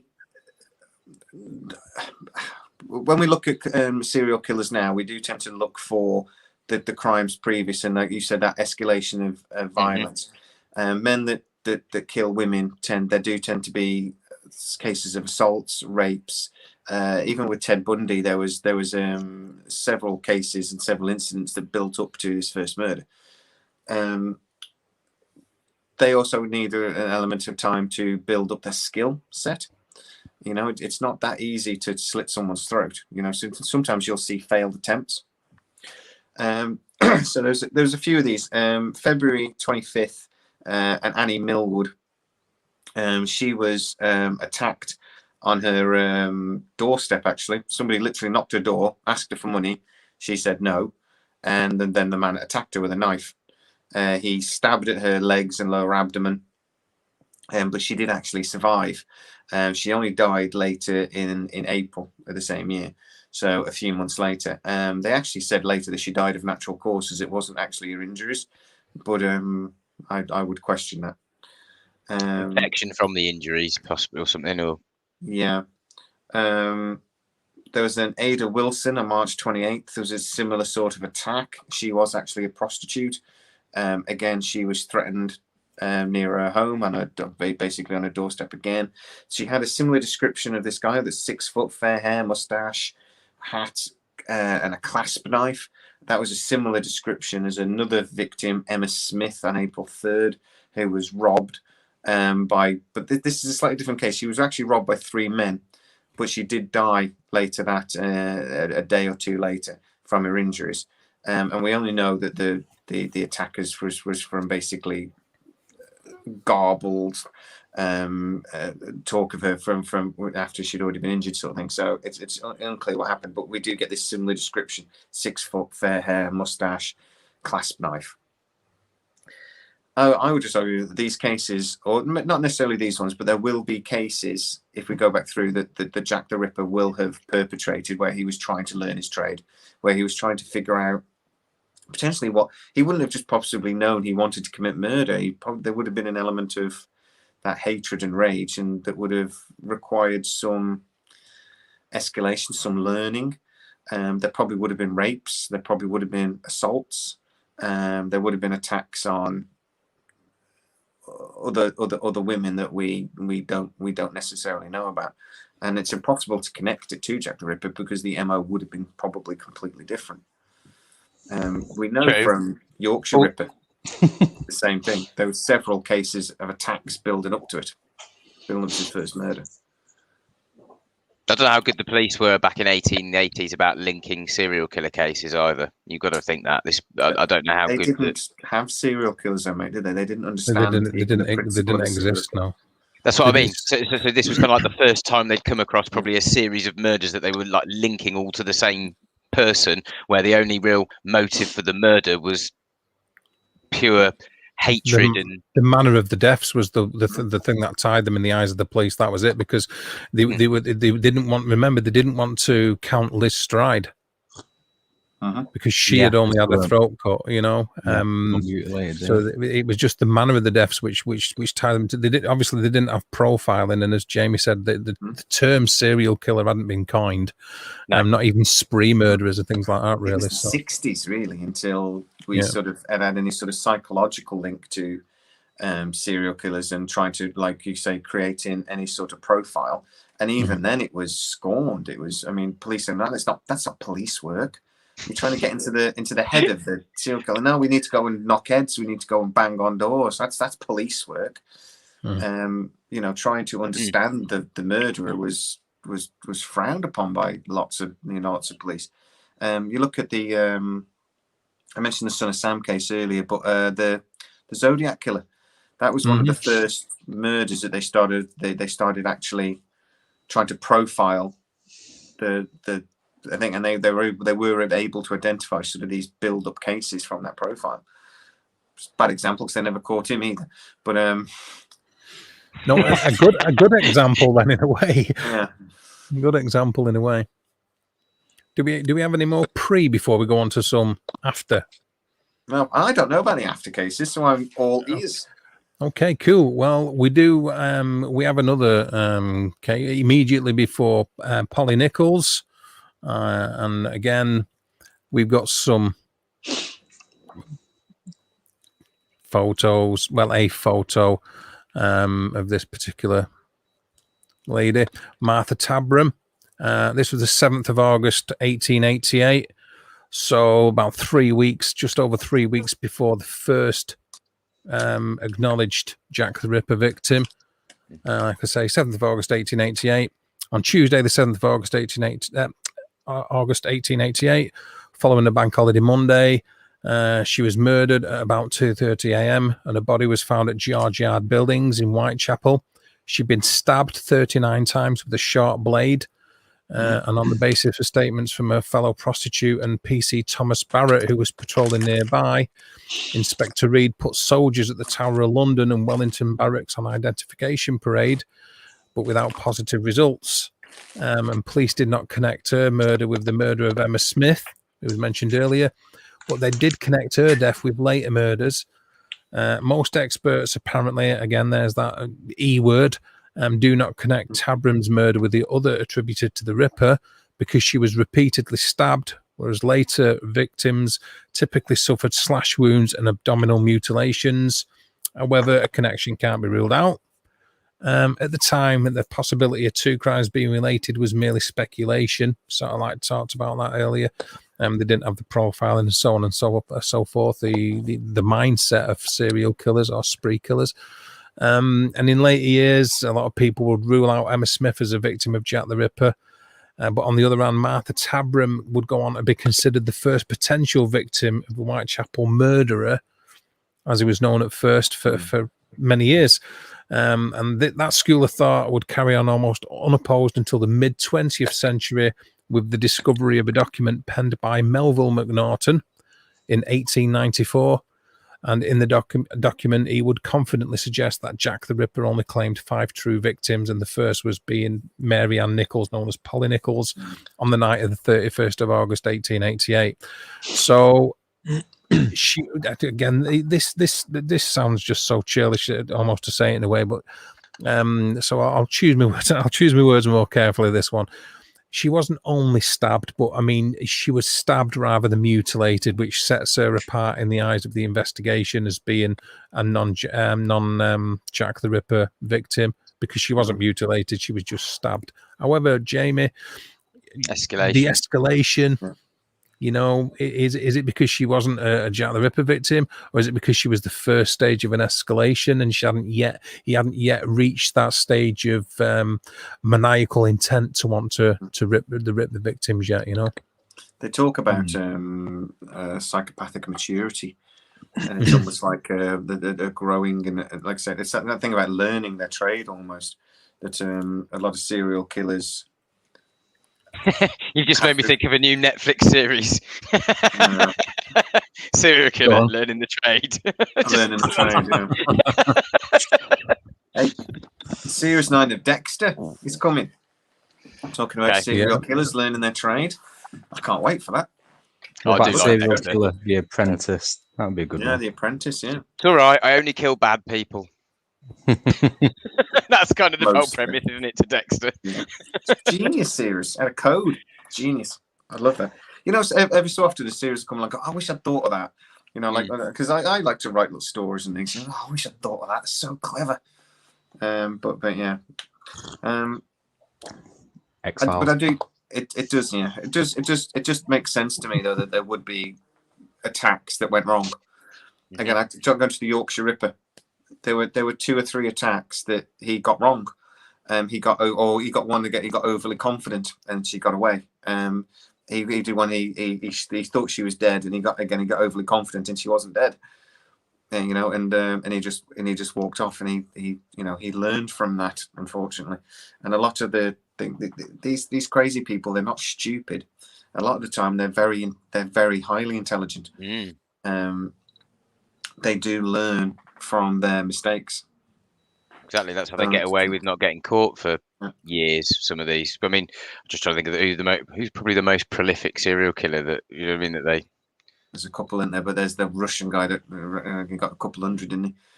Yeah. And it depends how you look at it though, because like Dr. I forgot his name. Harold Shipman. Shipman got Harold Shipman. large numbers. Yeah, I suppose he'd be considered one of the biggest, wouldn't he? He wasn't actually like physically sticking a knife in there, was he? He was poisoning them. He was poisoning them, which is a very easy way to distance yourself. Like stabbing somebody many times or mutilating them. It's very much personal, close thing. Poison somebody, you can poison their drink and you can leave. Yeah, it's very impersonal. He looked her in the eye when he slit her throat. That is very different to poisoning somebody and just knowing what you've done. Yeah, didn't they try to take what was it when they thought that the last thing that the victim saw was imprinted on their eyes? So they tried photograph of the they tried retinas. to photograph the retina. Yeah. So crazy.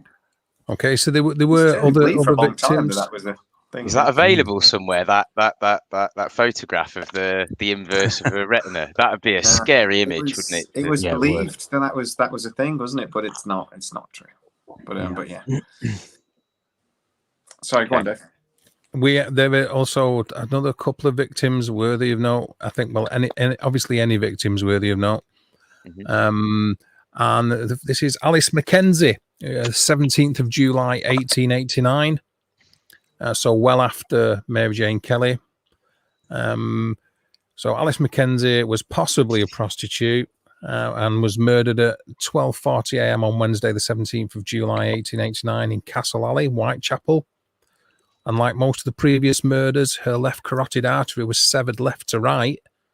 So left to right. That's pretty. So that's just someone right-handed generally slashing like that across, isn't it? And there were wounds on her abdomen. However, her wounds were not as deep as in previous murders, and a shorter blade was used. Commissioner Munro and one of the pathologists examining the body, Bond, believed this to be a Ripper murder. Though another of the pathologists, Phillips and Robert Anderson, disagreed, as did Inspector Aberline. Later writers on the subject have also been divided, and either suggest that Mackenzie was a Ripper victim or that the unknown murderer tried to make it look like a Ripper killing to deflect suspicion from himself. At the inquest, Coroner Baxter acknowledged both possibilities and concluded there is great similarity between this and other class of cases which have happened in this neighbourhood, and if the same person has not committed this crime, it is clearly an imitation of the other cases. I think it might be. It's 8 months from the frenzied last attack on the fifth victim, wasn't it, Mary Jane Kelly? So it just seems. I think it would be, if you wanted to murder somebody, a woman in Whitechapel in that time, why wouldn't you set it up as a Ripper murder? It'd be a perfect way to try and get the blame away from you and from anybody that connected to knowing her personally, and push it onto Jack the Ripper, who nobody can prove who he is. It's a great. Thing is as well, anybody else that was quite mentally unwell. I mean, Jack the Ripper by this point was almost a celebrity. You know, it was well, he was a celebrity, and there was the mystery was already growing. And if somebody was unwell, it would be a copycat. It would be somebody wanting to, almost like emulate their hero. It comes across like that in the letters as well, a little bit. And so, I am a celebrity, look at me. Yeah. We'll go back to the point that there was 700 letters sent in by different people saying that they were Jack the Ripper. A lot of these were hoaxes, but a lot of these were actually very sick people that, were almost looking up and wanted to be him. I think if you study serial killers, though, it doesn't take long for you to realise that a large amount of them are megalomaniacs. They will think they're a star. There's been more than one serial killer throughout history that have been wanted to get caught, to be acknowledged for what they've done and what they thought they've achieved, and not been happy when they've not been acknowledged by either the press or the police or the public because of what they feel they've done or achieved. So when you're dealing with the mind of a murderer, don't expect it to be normal. It's why there's more than one case where they've tried to inject themselves into the case somehow.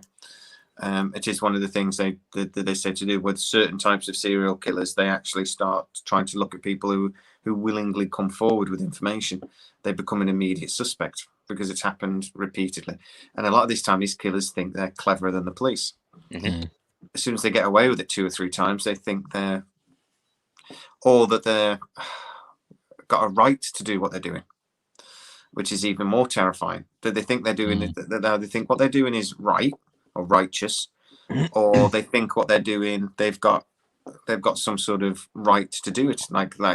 These people are lesser beings and somehow, so their death doesn't matter. So it's almost like when they get caught, it's sort of like, well, why are you trying to punish me for this? Like the aristocracy. cleaning up the streets. Like that's the wealthy cleaning up the criminal-ridden streets. You know, all these prostitutes. Getting rid of the pests. Yeah. Yeah. Which has happened. Do you remember? It was before the Olympics, the Rio de Janeiro Olympics, and loads of children went missing off the streets. And it turned out that it was the elements of the police department. They put together kill squads because they didn't want all these homeless people to appear on the telly during the Rio de Janeiro Olympics. And there was some estimates, anything up to 200 children were just literally taken off the street and disposed of. You know, and that was in modern times. Yeah. Sometimes these people think that they've got a right to do these things. They think they're doing, they're doing the right thing for some reason. And it's it's when you dehumanize somebody. They're not human. They don't deserve to live. Well, they've done brain scans, haven't they? MRI scans of the chief executive, chief financial officers. You know, people sit on the boards of big companies, and the brain scans come back and show very similar results to the brain patterns they find in psychopaths. You basically need to be a psychopath to be a CEO of a multinational company that makes billions of dollars, because you've just got to care about profit for the shareholders. You have no consequence for any effect on any humans or any empathy for any humans and how it affects any humans in your organization. You sack people. You've got to be that cutthroat. So you have to be a psychopath. There are serial killers with psychopathic tendencies as well. That they've said afterwards that a lot of their murders was because they don't have that empathy. They don't have that understanding of that it's somebody else's life. So the murders were almost an attempt to understand, particularly then when you start getting into mutilations and things, because they're literally sort of like removing a piece of lint. Yeah. Yeah, that's it. Ending someone's life. It's just like moving a piece of lint from your clothes. It's the same, or taking the cap off a bottle. It means the same thing. Yeah, but for them, it was a way of trying to understand. They knew I'm trying to think of the murderer's name. It'll come to me in a minute. But he did lots of interviews after he was caught, and one of the things he kept talking about was that he thought they were hollow because he couldn't understand that this was a different person. So he said so when he was murdering them, he wanted to try to see. He was trying to understand why they were alive, basically, and for want of a better way of putting it. So his way of murdering was literally trying to understand something he didn't have the ability to understand. So it was like he felt that hollowness. So but he used to cut open the stomachs. That's one of the things he did because he wanted to look inside. Why didn't he cut open his own stomach then? Yeah, well, that's the next thing, isn't it? If only you'd thought of that sooner. Can't think of his name. And we've got one more potential, which I'll put up on the screen. Francis Cole. Okay, Francis Cole, 13th of February, 1891. So again, a fair bit after Mary Jane Kelly. And the last of the murders that are in the Whitechapel file, bearing in mind that Martha Tabram, Alice Mackenzie, Francis Cole, Polly Nichols, Annie Chapman, Elizabeth Stride, Catherine Eddowes, and Mary Jane Kelly, them 8 were contained within the Whitechapel file. So they were all they're all being investigated after by the police as being a potential thing. So she's the last of the murders that were contained within the Whitechapel file and was committed on, like I said, Friday the 13th, February 1891. She's 25-year-old, so again, younger like Mary Jane Kelly. She was a prostitute, and she was murdered under a railway arch in Swallow Gardens in Whitechapel. Her body was found by PC Ernest Thompson only moments after the attack at 2:15 a.m. She was lying beneath a passageway under a railway arch between Chambers Street and Royal Mint Street. She was still alive, but died before medical help could arrive. Minor wounds on the back of her head suggest that she was thrown violently to the ground before her throat was cut at least twice from left to right and then back again. Otherwise, there were no mutilations to the body, leading some to believe Thompson had disturbed her assailant. Superintendent Arnold and Inspector Reed arrived soon afterwards from the nearby Leman Street Police Station, and Chief Inspector Donald Swanson, who was been heavily involved in the Ripper case, and Henry Moore, who had been involved in the previous murder investigations, arrived by 5 a.m. A man named James Sadler, who had earlier been seen with Cole, was arrested by the police and charged with her murder. A high-profile investigation by Swanson and Moore into Sadler's past history and his whereabouts at the time of the previous Whitechapel murders indicates that the police may have suspected him to be the Ripper. However, he was released on the 3rd of March for lack of evidence. That's surprising for police back then that they released somebody for lack of evidence. Surely they just made it up. That is a very good point. Yeah. Any time between the Victorian era and 2021, making things up. So there we go. That we've gone through the victims, we've gone through some of the suspects, and we've discussed some of the possibilities. All in all, the Jack the Ripper, any closer to even remotely knowing who he is? No. Not really. We're not, are we? We've got a bunch of really good suspects, but there is no way of knowing. I mean, you said there we got DNA evidence. We've got DNA evidence that links 2 different people to it. It's just like so much evidence wasted or disposed of as well. So from a police that didn't care and were inequipped. See, with those later cases, the ones you just mentioned, the ones after the 5th official victim, Mary Jane Kelly, the spacing is getting further and further apart. It was a very sort of short time frame for those 5 murders, but then the ones after, it was 8 months, and then that one was then over a year after the last 8 months. And if somebody had been building up to that frenzied attack on Mary Jane Kelly, I think it'd be very difficult for them to switch off and then wait 8 months to then kill again and get that same adrenaline fix, unless perhaps they had a debilitating illness that was perhaps preventing them from going out and pursuing their murderous intent on a regular basis, perhaps contracted syphilis from a prostitute.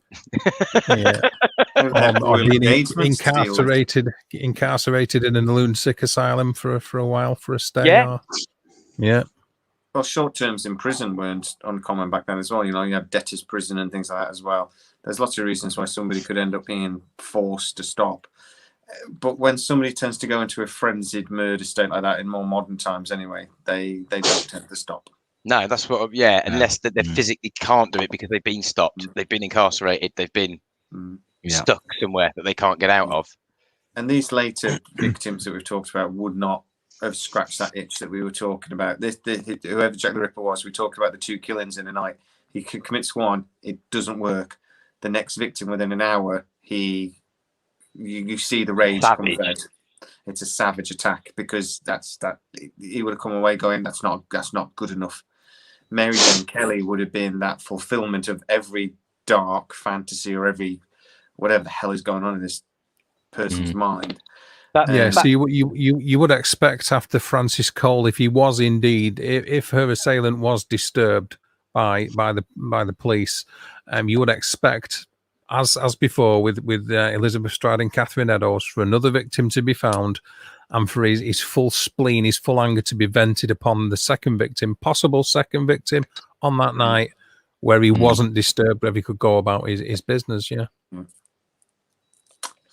Now, I think it's more likely that he was probably, which is why the main suspects are either they died in late 1888 or early 1889, didn't they? There's the one chap that they particularly see, he was seen on a sail ship and went to America and he committed a few more murders. I think that's been dismissed since, wasn't it? That's true. Become the first American serial killer. So the 5 happened. The 5 happened within 3 months. The 5 happened from the 31st of August through to the 9th of November. It's not even 3 months. It's 2 months and a week. It's just under 2.5 months. Yeah, that's a high frequency to then just drop off to 8 months, a year plus. I just don't think if they were free and able to still be out and killing, they would have killed more. You've also got to bear in mind that, in a way, technically speaking, for the depiction of a serial killer, there's a cooling off period. And that many deaths in such a short period of time, it almost suggests a spree killer rather than a serial killer, or what would be labeled a serial killer in modern times. However, you know, he's a serial killer, so there is a lot of peculiarities that surround the Jack the Ripper case, notwithstanding there are cases where the serial killers then go on sprees, and then go quiet again, relax off for a bit. There are some cases that they'll commit a murder, and there is something and says that, you know, that was wrong. Or not, a lot of the time, it's fear of getting caught. They're not actually, they don't actually feel guilty about what they've done. They're just scared they might get caught. And so then there's a period of cooling off, which is why we're saying about that. I don't believe these 5 murders were the first crimes. This would have been the spree. There would have been crimes before, and if he didn't die, there would have been crimes after. But at the end, maybe he learned from it. Maybe he moved on. The thing is there were crimes after it. They just we're looking at a study of the cases that were known as either the Jack the Ripper. Obviously, this goes without saying, the Jack the Ripper murders, or what the police called the Whitechapel murders, or the Whitechapel file. And when there were still prostitutes being murdered by having the throat slit for years afterwards, up until about 1904, I believe. And where that sort of thing, the prostitutes been getting killed for years. Obviously, we know that the violence against prostitutes is abhorrent and is ongoing and has been going on for many years. But there are also murders in 1886, around that kind of era. There were more sporadic and stabbings. But there was like 1 or 2 where the throats were slashed. So if you, I know again this is supposition, but if you did sort of put them all together, the killing spree, there would be lengths of cooling off periods of 6 months or longer in between each killing, and the deaths would carry on for 10 years. It'd be a decade of murders of prostitutes in Whitechapel and Spitalfields, not just 5 in 2.5 months. And as you quite rightly said, Jamie, the big lump of the spree, or the burst of intense violence, was over them 2.5 months with the 5 canonical victims that we've all come to know. You remember as well, the policing was poor at this period. The communication was poor. Murders of prostitutes wasn't taken particularly seriously. There was no not high up on the victim list. Record keeping wasn't the best in the world. The different police forces didn't speak to each other. So there was. I can thoroughly believe that there could have been Jack the Ripper could have been active for 10 years and we wouldn't know. Yeah, because wasn't one of the murders in a different police area? One of them was in the Scotland Yard, or the Metropolitan Police did 4 of them, and there was went one street over, didn't they? Into Spitalfields, didn't it? And that went into different jurisdiction, I think. One of Elizabeth Stride was one that was almost ruled out because she was south of where all the other murders were committed in Whitechapel. So for a time, there was more than one reason why Elizabeth Stride was nearly wrote out of being one of the Jack the Ripper victims. Was the location of where she was killed, and the fact that the house she was killed, that she was only, again, I hate having to use that terminology in the context of what we're discussing, but she only had a throat cut rather than being mutilated. So it was closer to the financial district, wasn't it, in London? That was it, the commercial area. That's why I think I think that one made the story very popular, didn't it, across London when that broke, because of it being not in Whitechapel, which was known to be a poverty-stricken area. With the police estimated, wasn't it, I think 1,200 prostitutes in the Whitechapel area that were working on average. That in a population of something like, was it 50,000, maybe a bit more. So there's that's what's that, 2.5% of the people are prostitutes. About half the women in the area would have been a prostitute. In that case, if you can get it that way. Well, no, you double the percentage, you'd be about 5. It'd be 5% of all women were prostitutes, wouldn't it? You see, there were permanent prostitutes and casual prostitutes, because a lot of prostitutes in those days were also maids, and if they couldn't find work, they would double up what or try to add to that income, or just having lodgings, as you talked about before, two pence to stand up, 4 pence for a single bed, 8 pence for a double bed in these lodging houses. And if they didn't have that 2 pence that day because they didn't have a scullery to scrub, or they couldn't do any maid work, they would become a prostitute. A lot of these were married women, and and had children and everything. So there was the percentage of prostitution was actually probably higher, is what a lot of modern experts also like.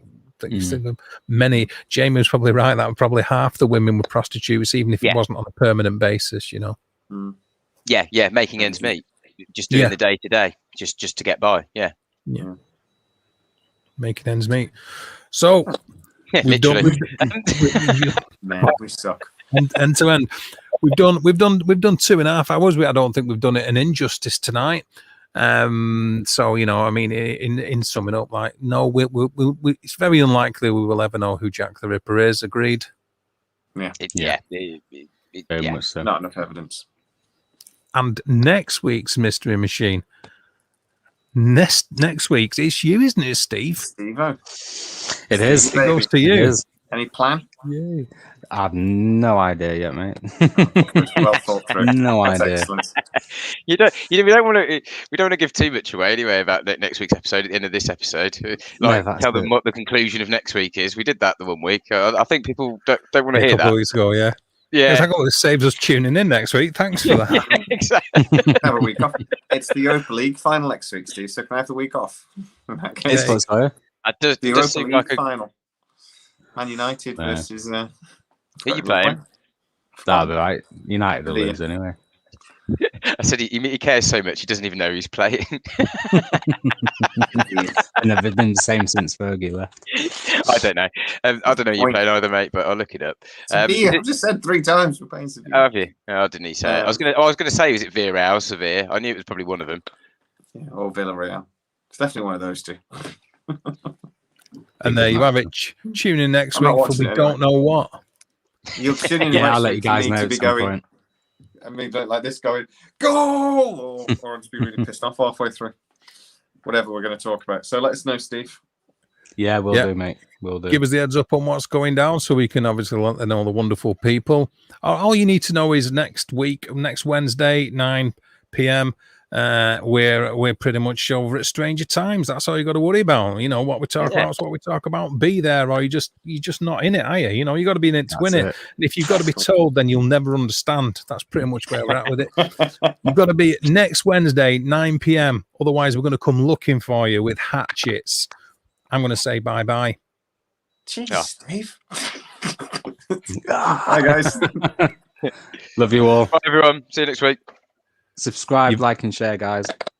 Absolutely. Go to everybody's channel. Do what you got to do. Lick the like buttons. Feel the fingers. And thanks for tuning in. We appreciate you being here. Thanks for the show of support. And in all seriousness, catch us next week on Steve Stranger Times channel, 9 p.m. And then the following week, we'll be on Brief History of Mystery. And it will be a mystery because we don't know what we're going to be doing next week, let alone in 2 weeks' time. That's the wonder of being here. Ciao for now. See you later, guys. Good night. See you next week. Good night. Cheers, chat people.